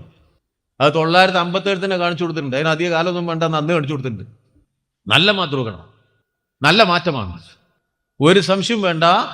നിങ്ങൾ ആരെന്ത് പറഞ്ഞാലും പുരോഗമനത്തിന്റെ വഴിയിൽ കേരളം സഞ്ചരിക്കുക തന്നെ ചെയ്യും. ചാഞ്ചാട്ടമില്ലാതെ മുന്നോട്ട് പോകും. ചെങ്കൊടിയെ തടുക്കാനും തടയാനും നിങ്ങൾക്ക് ഈ നാട്ടിൽ കഴിയില്ല എന്ന് കാലം തെളിയിക്കുക തന്നെ ചെയ്യും. രാഷ്ട്രീയ മാറ്റങ്ങളല്ലേ. ഇപ്പോ BJPക്ക് ഒറ്റയ്ക്ക് ഭൂരിപക്ഷം കിട്ടിയിട്ടില്ലല്ലോ. ഒറ്റയ്ക്ക് BJPക്ക് ഭൂരിപക്ഷമില്ല. ഇപ്പൊ തെരഞ്ഞെടുപ്പെടുന്നില്ലേ? കമ്മ്യൂണിസ്റ്റ് പാർട്ടി എന്നുള്ള നിലയിൽ നമ്മൾ നന്നായിട്ട് ഇടപെട്ടിട്ട് ഇന്ത്യ ബ്ലോക്ക് അതിനൊരു ഗുണമുണ്ടായി. കഴിഞ്ഞ നമ്മുടെ പാർട്ടി കോൺഗ്രസ് പറഞ്ഞാണ് പ്രാദേശിക പാർട്ടികളുടെ സാധ്യതകളെ ഫലപ്രദമായിട്ട് ഉപയോഗിക്കണം. പ്രാദേശിക പാർട്ടികൾ, മതനിരപേക്ഷ പാർട്ടികൾ, ദേശീയ പാർട്ടികൾ, ഇടതുപക്ഷം എല്ലാം ഒരുമിച്ച് ചേർന്ന് ഒരു ഇന്ത്യ ബ്ലോക്ക് ഉണ്ടാക്കി BJPക്ക് ഒറ്റയ്ക്കുള്ള ഭൂരിപക്ഷത്തെ പാർലമെന്റിൽ ഇല്ലാതാക്കി. വലിയ ഗുണമാണത്. പാർലമെന്ററി സംവിധാനത്തെ BJP തകർത്തുകൊണ്ടിരിക്കുകയായിരുന്നു. നമ്മുടെ പാർലമെന്ററി സംവിധാനത്തിൽ നമ്മുടെ കമ്മിറ്റി പ്രവർത്തനമുണ്ട്. സൂക്ഷ്മതലത്തിൽ പാർലമെന്ററി കമ്മിറ്റികൾ നിയമനിർവഹണത്തിന്റെ എല്ലാ ഘട്ടത്തെയും പരിശോധിക്കുകയും ആവശ്യമായ ഭേദഗതികൾ വരുത്തുകയും ചെയ്യുന്നതാണ് കമ്മിറ്റി സമ്പ്രദായം. നല്ല നിലയിൽ പ്രവർത്തിച്ചതാണ്. കേരളമാണ് അതിന് തുടക്കം കുറിച്ചത്. അത് പിന്നെ ഇന്ത്യയിലേക്ക് ഏറ്റെടുത്തു, കേന്ദ്ര ഗവൺമെന്റ് കൊണ്ടുവന്നു. BJPയുടെ 10 കൊല്ലത്തിൽ ഒരിക്കൽ പോലും ഈ കമ്മിറ്റികളെ ഫലപ്രദമായി പ്രവർത്തിപ്പിച്ചില്ല. പാർലമെന്റ് പറഞ്ഞാൽ മോഡിക്ക് പ്രസംഗിക്കാനുള്ളതും മോഡി ഭക്തന്മാർക്ക് കൈയടിക്കാനുള്ളതുമാണ് എന്നുള്ള സ്ഥിതി വന്നു. പാർലമെന്റ് സാധാരണ ഒരാഴ്ചയിൽ 2-3 ദിവസം നിയമനിർമ്മാണത്തിന്, ബാക്കി ദിവസങ്ങൾ ജനകീയ വിഷയങ്ങൾ ഉന്നയിക്കുന്നതിന് ചർച്ച ചെയ്യാനും ആ നിലയിലാണ് പാർലമെന്ററി സംവിധാനം പ്രവർത്തിക്കുക. അല്ല അങ്ങനെ നിയമം ഉണ്ടാക്കൽ മാത്രമല്ല. അതാണ് പാർലമെന്റിന്റെ പ്രവർത്തനം. നിയമം ഉണ്ടാക്കും, ചർച്ച ചെയ്യും, ജനകീയ വിഷയങ്ങൾ വരും, അത് ചർച്ച ചെയ്യും. പാർലമെന്റ് അതിനുള്ളതാണ്. എക്സിക്യൂട്ടീവിനെ വിചാരണ ചെയ്യാനുള്ളതാണ് പാർലമെന്റ്. ചോദ്യോത്തരവതിനുള്ളതാണ്. ജനകീയ വിഷയങ്ങൾ വെച്ചുള്ള ചർച്ചകൾ അതിനുള്ളതാണ്. അതിനുള്ള പ്രൊവിഷൻസ് പാർലമെന്റിന്റെ നിയമ സംഹിതകളിലുണ്ട്. അത് പൂർണ്ണമായി നിശ്ചലമാക്കിയില്ലേ BJP ഗവൺമെന്റ്. ഇപ്പൊ ഒരു മാറ്റം വരിക. കാരണം എന്താ? പാർലമെന്റിൽ കഴുത്തോടൊപ്പം അംഗബലമുണ്ട് പ്രതിപക്ഷത്തിന്. പാർലമെന്റിൽ ആ വ്യത്യാസം കാണാൻ കഴിയും. BJP അത് അംഗീകരിക്കുമോ ആഗ്രഹിക്കുമോ എന്നുള്ളതല്ല, അവിടെ ഉണ്ട്. വ്യത്യാസം വന്നു, കരുതൂറ്റ പ്രതിപക്ഷം വന്നു. ശക്തമായി പ്രതിരോധിക്കാം, പോരാടാം പാർലമെന്റിന്റെ വേദികളിൽ. ജനാധിപത്യത്തെ കുറച്ചൊന്നും തിരിച്ചു പിടിക്കാം. BJP ഒരു ഇഞ്ച് മാറില്ല. ആ ഒരു മാറ്റം വന്നിട്ടുണ്ട് ഇന്ത്യയിൽ. നല്ലൊരു കാര്യമാണല്ലോ. നമ്മുടെ പാർട്ടിക്ക് ആ നിലയിലുള്ള ഒരു രാഷ്ട്രീയ മാറ്റം രൂപപ്പെടുത്തിയെടുക്കാൻ നല്ലൊരു പങ്ക് ഈ കാലയളവിൽ നിർവഹിക്കാൻ കഴിഞ്ഞു. ബഹുജന പ്രക്ഷോഭങ്ങളെ, കമ്മ്യൂണിസ്റ്റ് പാർട്ടി എപ്പോഴും അങ്ങനെയാണ്, ബഹുജന പ്രക്ഷോഭങ്ങളെ വളർത്തുക. വലിയ തോതിലുള്ള ബഹുജന പ്രക്ഷോഭങ്ങൾക്ക് നമ്മൾ സാക്ഷികളാവുകയാണ്. കർഷക പ്രക്ഷോഭങ്ങൾ ഇടതടവില്ലാതെ നടക്കുകയാണ്. 3 കർഷക വിരുദ്ധ നിയമങ്ങൾ ഫ്രീസ് ചെയ്യാൻ BJP നിർബന്ധിതമായി. വലിയ മാറ്റമാണ്.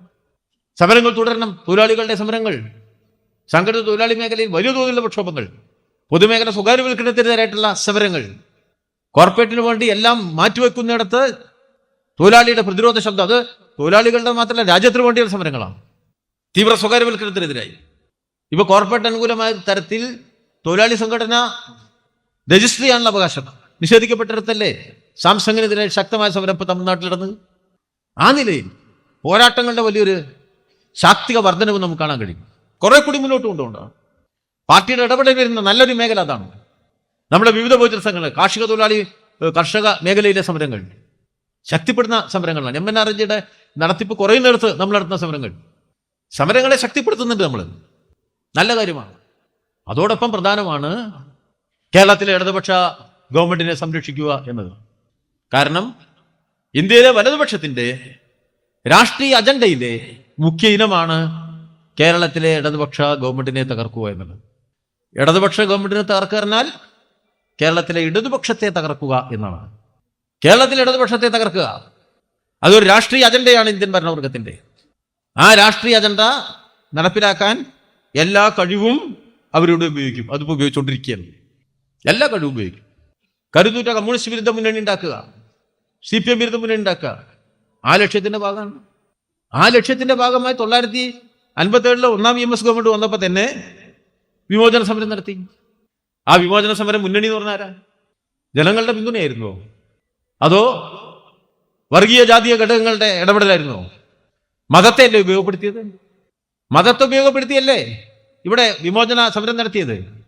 മതസ്ഥാപനങ്ങളിൽ നിന്നല്ലേ പ്രകടനം തുടങ്ങിയത്? ജാതി സംഘടന ആസ്ഥാനങ്ങളിൽ നിന്നല്ലേ ഇവിടെ പ്രകടനം നടത്തിയത്? ജനങ്ങളുടെ പൊതുവികാരമായിരുന്നു അത്. വിശ്വാസത്തെ ഏറ്റവും വിപുലമായി ദുർവിനിയോഗം ചെയ്തതിന്റെ ഏറ്റവും വലിയ ഉദാഹരണത്തിലൂടെയല്ലേ ഇന്ത്യൻ ജനാധിപത്യത്തിലെ ഏറ്റവും വലിയ മോശപ്പെട്ട പ്രവർത്തനം പണ്ഡിറ്റ് ജവഹർലാൽ നെഹ്റുവിനെ കൊണ്ട് ജയിപ്പിച്ചത്? ഗവൺമെന്റിനെ പിരിച്ചുവിട്ടില്ലേ? ഭൂരിപക്ഷമുള്ള ഗവൺമെന്റിനെ അന്ന് തുടങ്ങിയതാ. എപ്പോഴെങ്കിലും നിർത്തിവെച്ചു എന്നുള്ളതല്ല, അതിനെ മുറിച്ചു കടന്നു കമ്മ്യൂണിസ്റ്റ് പാർട്ടി. EMSഉം നായനാരും VSഉം ഒന്നും ഭരണകാലം പൂർത്തീകരിച്ച് വീണ്ടും തിരഞ്ഞെടുക്കപ്പെട്ടില്ല. പിണറായിയുടെ ഗവൺമെന്റ് വന്നു. ഞാൻ ആദ്യം പറഞ്ഞതുപോലെ നമ്മൾ വീണ്ടും തിരഞ്ഞെടുക്കപ്പെട്ടു. നമ്മൾ വീണ്ടും തിരഞ്ഞെടുക്കപ്പെട്ടതോടുകൂടി കേരളത്തിലെ കമ്മ്യൂണിസ്റ്റ് വിരുദ്ധ ചേരിയുടെ വലുപ്പം കൂട്ടാനുള്ള പ്രവർത്തനം വിപുലപ്പെടുത്തിയിരിക്കുകയാണ്. നമ്മളതെല്ലാം ജാഗ്രതപ്പെടേണ്ട ഒരു കാര്യം അത്. അതിനവർക്ക് രാഷ്ട്രീയമായി, പ്രത്യയശാസ്ത്രപരമായി, ആശയപരമായി ഇടതുപക്ഷത്തെ തോൽപ്പിക്കാൻ കഴിയുന്ന തരത്തിൽ കേരളത്തിൽ ഇപ്പൊ പ്രവർത്തിക്കുന്ന രാഷ്ട്രീയ പാർട്ടികൾക്ക് മെച്ചപ്പെട്ട ഒരാശയ ഘടനയില്ല, അവരുടെ ഇല്ല. ഇന്നത്തെ കോൺഗ്രസിന്, ഇപ്പോഴത്തെ ഈ കോൺഗ്രസിന് കേരളത്തിൽ ഒറ്റയ്ക്ക് കമ്മ്യൂണിസ്റ്റ് പാർട്ടിയെ ദുർബലപ്പെടുത്തി മുന്നോട്ട് പോകാൻ കഴിയുമോ? ഇല്ല, അസാധ്യമായ കാര്യമാണ്. ഏതെങ്കിലും രാഷ്ട്രീയ പാർട്ടിക്ക് അങ്ങനെ കഴിയുമോ? ഇല്ല. അവിടെയാണ് ഒരു സ്ഥിരമായൊരു മുന്നണി ഉണ്ടാക്കിയിരിക്കുന്നത്, ഒരു കമ്മ്യൂണിസ്റ്റ് വിരുദ്ധ മുന്നണി. ആ കമ്മ്യൂണിസ്റ്റ് വിരുദ്ധ മുന്നണി അത് വിപുലീകരിച്ചുകൊണ്ടിരിക്കും. ആ കമ്മ്യൂണിസ്റ്റ് വിരുദ്ധ മുന്നണിക്ക് രൂപഭാവങ്ങൾ ഒരു മാറ്റും. ഇപ്പൊ ആ നിലയിൽ കേരളത്തിലെ കമ്മ്യൂണിസ്റ്റ് വിരുദ്ധ മുന്നണിയെ കുറെ കൂടി കരുത്തുറ്റതാക്കാൻ വലിയ പരിശ്രമം അവർ നടക്കും. അതിനെ ഏറ്റവും കൂടുതൽ ഉപയോഗിക്കുക വർഗീയ ജാതീയ ഘടകങ്ങളെ. ഒരു സംശയമില്ല. ഇവർക്കൊരു അനുകൂല ഘടകം ഇപ്പോൾ വേറുണ്ട്. കേന്ദ്രത്തിൽ BJP ആണ്, RSS ആണ്. ആ RSSന്റെ കേന്ദ്ര ഗവൺമെന്റിനെ ഉപയോഗപ്പെടുത്താം കേരളത്തിലെ ഇടതുപക്ഷ അടിത്തറയെ തകർക്കാൻ, ഇടതുപക്ഷ ഗവൺമെന്റിനെ ദുർബലപ്പെടുത്താൻ. ആ പ്രവർത്തനം നടക്കുകയാണ്. അതിനെ കൂട്ടുപിടിക്കുകയാണ് ഇവര്. അവരുടെ പ്രവർത്തനങ്ങളെ മുഴുവൻ കേരളത്തിലെ ഇടതുപക്ഷ അടിത്തറയെ തകർക്കാനും കമ്മ്യൂണിസ്റ്റ് പാർട്ടിയെ തകർത്താനുമുള്ള രാഷ്ട്രീയ അജണ്ടയ്ക്ക് അനുകൂലമായ തരത്തിൽ ഇവർ ഉപയോഗപ്പെടുത്തുന്നത്. അത് നടക്കണം. രണ്ടാമത്തെ ഘടകം എന്താ? വർഗീയത. എല്ലാ മനുഷ്യനെയും വർഗീയവൽക്കരിക്കുക, എല്ലാ കുടുംബത്തെയും വർഗീയവൽക്കരിക്കുക എന്ന ഒരു അജണ്ടയാണ് കേരളത്തിലെ വലതുപക്ഷം ഇപ്പോൾ നടപ്പിലാക്കുന്നത്. നല്ല ജാഗ്രത വേണം നമുക്ക്. കാരണം ഒരു കേന്ദ്രത്തിന്റെ ഒരു ഗവൺമെന്റ് ഉണ്ട്, അവരുടെ പ്രത്യയശാസ്ത്രം, വലതുപക്ഷം BJP അതിന്റെ പ്രത്യയശാസ്ത്രം. ഭരണവർഗം BJP ആശയത്തെ പ്രതിനിധാനം ചെയ്യുകയും പ്രത്യയശാസ്ത്രവൽക്കരിക്കുകയും ചെയ്യുമ്പോൾ അതിന്റെ സ്വീകാര്യത വർദ്ധിപ്പിക്കാൻ ശ്രമിക്കും. അപ്പൊ ഹിന്ദുത്വ വർഗീയത കേരളത്തിലും കൂടുതൽ വേരുമുറുക്കാൻ ശ്രമിക്കും. അതിനോട് വലിയ വിരോധമൊന്നും ഇല്ലാത്തതാണ് നമ്മുടെ UDF. അപ്പൊ അവരും ഒന്ന് കണ്ണിമ്പിയാൽ BJP ജയിക്കും. അതിലിപ്പോ തൃശ്ശൂർ കണ്ട്, തൃശ്ശൂരിൽ എന്താ നമ്മൾ കണ്ടേ? BJP ജയിച്ചല്ലോ. വോട്ട് ഇടിഞ്ഞതായിരുന്നാ കോൺഗ്രസിന്റെ വോട്ട് 10,000 വോട്ട് ഇടിഞ്ഞു. BJP അവിടെ ജയിച്ചു.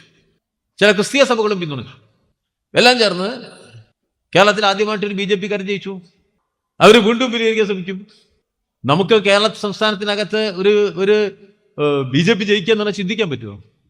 ആലോചിക്കാൻ പറ്റുമോ? ഉൽപ്പതിഷ്ഠിത്വത്തിനല്ലേ, കേരളത്തിന്റെ ദൈക്ഷണികതയ്ക്കും ഉൽപ്പതിഷ്ഠിത്വത്തിനുമെതിരെ അല്ലേ കളങ്കമേൽക്കുന്നത്? കേരളം സൂക്ഷിച്ചു പോകുന്ന ഉന്നതമായ മതനിരപേക്ഷ പാരമ്പര്യത്തിനല്ലേ കളങ്കമേൽക്കുന്നത് ഒരു BJP ജയിക്കുമ്പോൾ? അവിടെ സംഭവിച്ചു. വലിയ തോതിൽ ആ വർഗീയവൽക്കരണ ശക്തികൾ ശ്രമിക്കുകയാണ്. UDF എന്താ ചെയ്യാ? UDF എല്ലാ കാലത്തും എല്ലാ വർഗീയ ശക്തിയായിട്ട് സന്ധി ചെയ്യും. അപ്പോ എല്ലാ വർഗീയ ശക്തികളെയും കൂട്ടി കേരളത്തിലെ ഇടതുപക്ഷ അടിത്തറയെ തകർക്കുക. അതാണ് UDF ലക്ഷ്യം, അതാണ് കോൺഗ്രസ് ലക്ഷ്യം.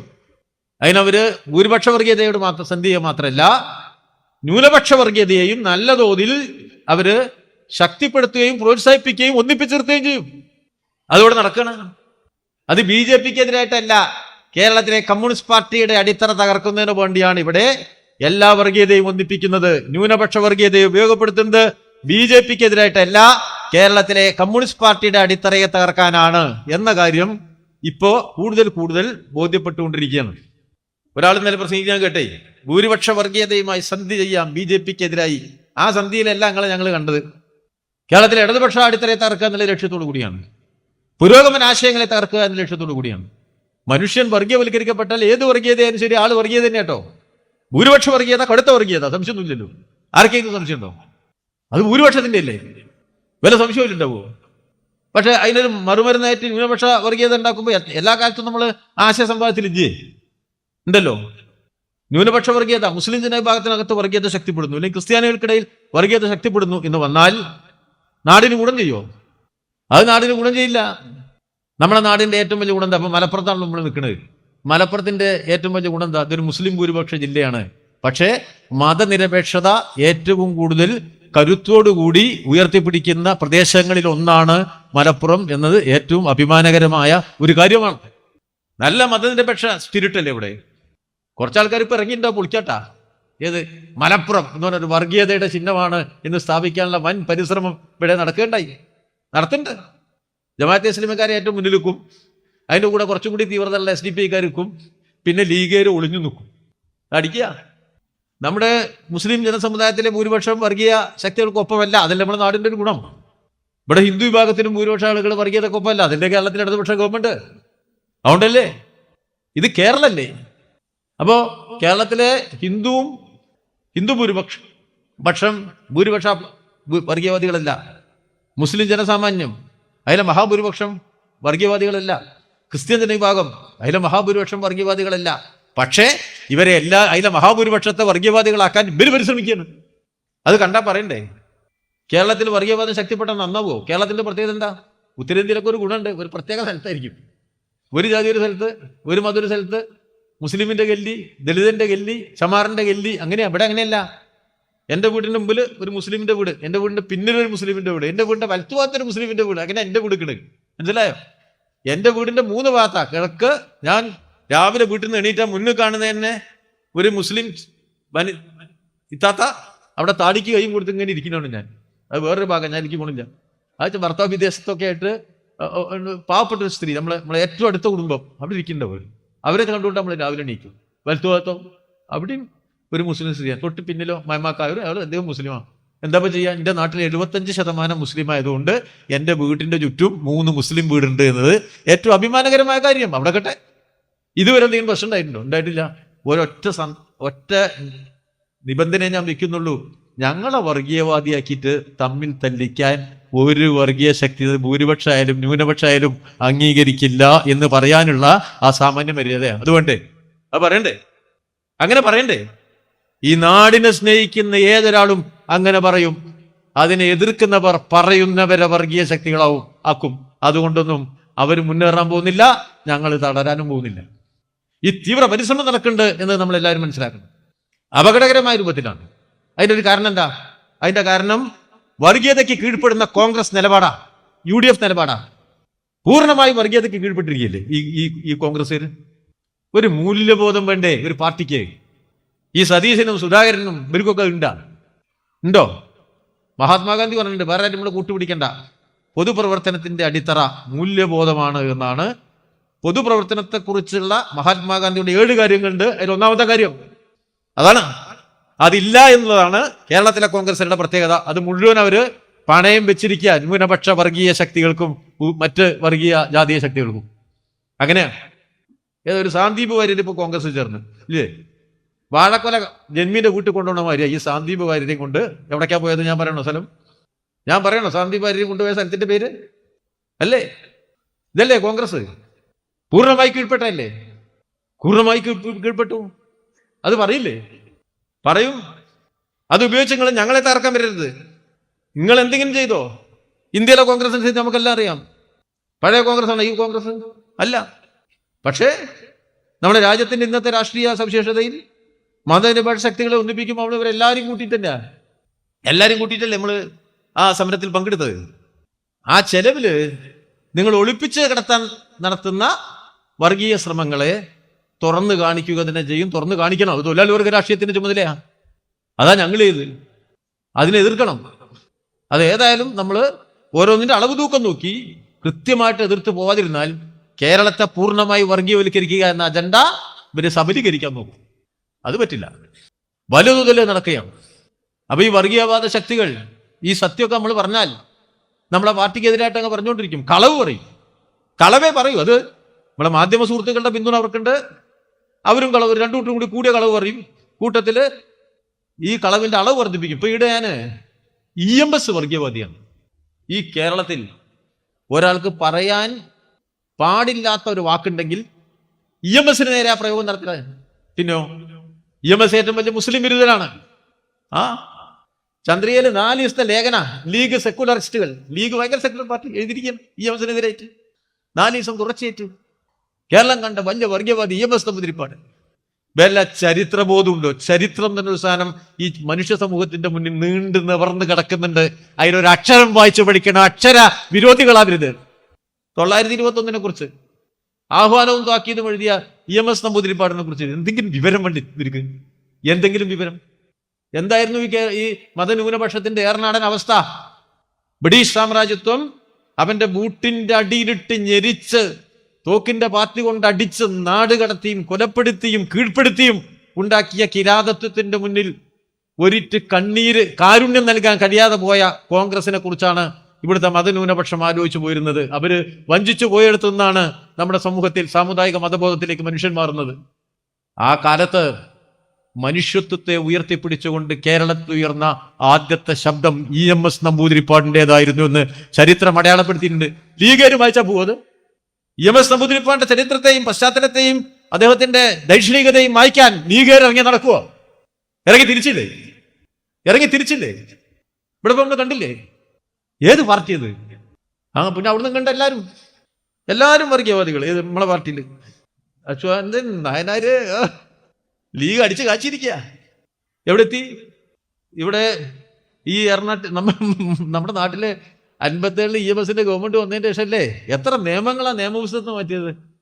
മുസ്ലിമിനെ കവർച്ചക്കാരായി ചിത്രീകരിച്ച കൂട്ടപ്പെട്ട നിയമങ്ങളുണ്ടെന്നില്ല ഇവിടെ. ആരാ മാറ്റിയേ?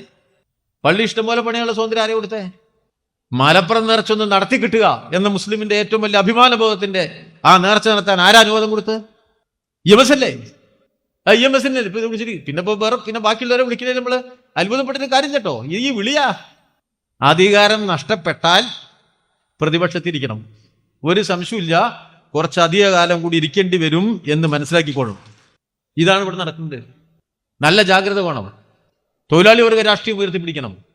ന്യൂനപക്ഷ ജനസമുദായങ്ങൾ മുസ്ലിം ആയാലും ക്രിസ്ത്യാനി ആയാലും അവരെല്ലാം കൂടുതൽ ഇടതുപക്ഷത്തോടടുത്തതിന്റെ ഉദാഹരണങ്ങളാണ് സമകാല കേരള ചരിത്രം. അതുകൊണ്ട് തന്നെയാണ് പിണറായി വിജയൻ ഗവൺമെന്റ് ഈ നാട്ടിൽ അധികാരത്തിലിരിക്കുന്നു. ഞങ്ങൾക്കറിയാലോ.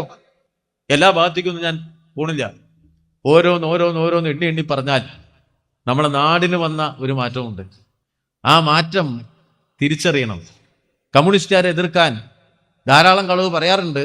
അതിന്റെ അളവ് വർദ്ധിപ്പിച്ചോളൂ. പക്ഷെ സ്വയം അപഹാസ്യരാവാതിരിക്കാനുള്ള ഒരു ജാഗ്രത ഉണ്ടാവുന്നത് നല്ലതാണ് എന്ന് ഞാൻ അവരെ ഓർമ്മിപ്പിക്കുക. നമുക്ക് വലിയ ചുമതലകളാണ്.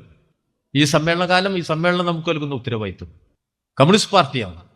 കമ്മ്യൂണിസ്റ്റ് പാർട്ടി എന്നുള്ള നിലയ്ക്ക് രൂപപ്പെട്ടു വന്നിരിക്കുന്ന പുതിയ കാലത്തിൻ്റെ എല്ലാ സവിശേഷതകളെയും കുറിച്ച് നമുക്ക് സൂക്ഷ്മഗ്രാഹ്യം ഉണ്ടാവണം, നല്ല അറിവുണ്ടാവണം. നമുക്കതിനെ തൊഴിലാളി വർഗ രാഷ്ട്രീയത്തിൻ്റെ മുന്നോട്ട് കൊണ്ടുപോകാൻ, കൂടുതൽ ജനവിഭാഗങ്ങളെ പാർട്ടിയിലേക്ക് കൊണ്ടുവരാനുള്ള നല്ല പരിശ്രമം നടക്കണം. എല്ലാ ജനവിഭാഗങ്ങളിൽ നിന്നും നമ്മുടെ പാർട്ടിയിൽ പുതിയ ആളുകൾ വരണം. സമൂഹത്തിന്റെ എല്ലാ ശ്രേണിയിൽ നിന്നും കമ്മ്യൂണിസ്റ്റ് പാർട്ടിയിൽ ആളുകൾ ഉണ്ടാവണം. നല്ല പ്രത്യയശാസ്ത്ര അടിത്തറ നമുക്കുണ്ടാവണം. വലിയ പ്രത്യയശാസ്ത്ര പഠനങ്ങൾ നമുക്ക് നടത്താനാവണം.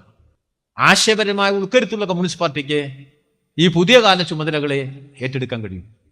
അപ്പോൾ വലിയ ഭീഷണമായ സമകാലം, തീവ്ര ഹിന്ദുത്വം, ഒപ്പം നിൽക്കുന്ന കോർപ്പറേറ്റ് മുതലാളി, അമിതാധികാരത്തിന്റെ വഴി, വലതുപക്ഷവൽക്കരണത്തിന്റെ ആശയ പരിസരം, ഇതിൻ്റെ ഇടയിൽ നിന്ന് ആ വലിയ ധനശേഷി ഉപയോഗിച്ച് ജനാധിപത്യത്തിന്റെ അടിത്തറ തകർക്കാൻ നടത്തുന്ന പരിശ്രമം. ഇവിടെ ഭരണഘടനയെ സംരക്ഷിക്കണം, മതേതരത്വത്തെ സംരക്ഷിക്കണം, നമ്മുടെ ഫെഡറലിസത്തെ സംരക്ഷിക്കണം. സമൂഹത്തിന്റെ നാനാ മേഖലകളിലെ വലതുപക്ഷ കടന്നാക്രമണത്തെ പ്രതിരോധിക്കണം. ജനങ്ങൾക്ക് ആത്മവിശ്വാസം നൽകണം. സമര പോരാട്ടങ്ങളുടെ വലിയ കൊടുങ്കാറ്റ് കട്ടഴിച്ചു വിടണം. അത് നടത്താൻ ആത്മവിശ്വാസം ജനങ്ങൾക്ക് നൽകുന്ന രൂപത്തിൽ കരുത്തുറ്റ കമ്മ്യൂണിസ്റ്റ് പാർട്ടി, വർഗ ബഹുജന സംഘടനകൾ, തീഷ്ണ തീവ്ര സമരങ്ങൾ, തകരാനും തളരാനും പിന്നോട്ടു പോകാനുമല്ല, കുതിച്ചു മുന്നോട്ടു പോകാനാണ്, ചരിത്രത്തെ മാറ്റി എഴുതാനാണ് മഹത്തായ പ്രത്യയശാസ്ത്രം എന്ന ഉറച്ച വിശ്വാസത്തിൽ ദാർഢ്യമേറിയ കരുത്തുള്ള കമ്മ്യൂണിസ്റ്റ് പാർട്ടി കെട്ടിപ്പടുക്കലാണ് നമ്മുടെ ദൗത്യം. അതിന് സഹായകരമായ രൂപത്തിൽ നല്ല നിലയിൽ നമ്മുടെ പാർട്ടിയുടെ പരിമിതികളും കുറവുകളും ഇല്ലാതാക്കിക്കൊണ്ട് കരുത്തുറ്റ കമ്മ്യൂണിസ്റ്റ് പാർട്ടി കെട്ടിപ്പടുക്കുമ്പോൾ മലപ്പുറത്തും നല്ല മികച്ച പാർട്ടി, പണ്ടുള്ളതിനേക്കാൾ നന്നായിട്ട് മുന്നേറിയിട്ടുണ്ട്, ഇന്നുള്ളതിനേക്കാൾ വേഗത്തിൽ മുന്നേറുന്ന ഒരു കമ്മ്യൂണിസ്റ്റ് പാർട്ടിയായി മലപ്പുറത്തെ പാർട്ടിയെ കൂടി മാറ്റാൻ കഴിയുന്ന തരത്തിലുള്ള നല്ല ചർച്ചകളും അഭിപ്രായ പ്രകടനവും ഐക്യത്തിന്റെ നല്ല കൂട്ടായ പ്രവർത്തനവും ഒരുമിപ്പിക്കാൻ കഴിയുന്ന തരത്തിൽ ഈ ജില്ലാ സമ്മേളനത്തെ മാറ്റിയെടുക്കാൻ നിങ്ങളുടെ ഭാഗത്തുനിന്ന് നല്ല പിന്തുണ ഉണ്ടാവണമെന്ന് വിനയപൂർവ്വം അഭ്യർത്ഥിച്ച് CPIM-ന്റെ മലപ്പുറം ജില്ലാ സമ്മേളനം ഉദ്ഘാടനം ചെയ്തതായിട്ട് അറിയിച്ച് എൻ്റെ വാക്കുകൾ അവസാനിപ്പിക്കുക. സകലെ ഉദ്ഘാടന സെഷൻ ഇവിടെ അവസാനിക്കുകയാണ്. ഇനി 15 മിനിറ്റ് നേരം ബ്രേക്കാണ്. 12:50 തന്നെ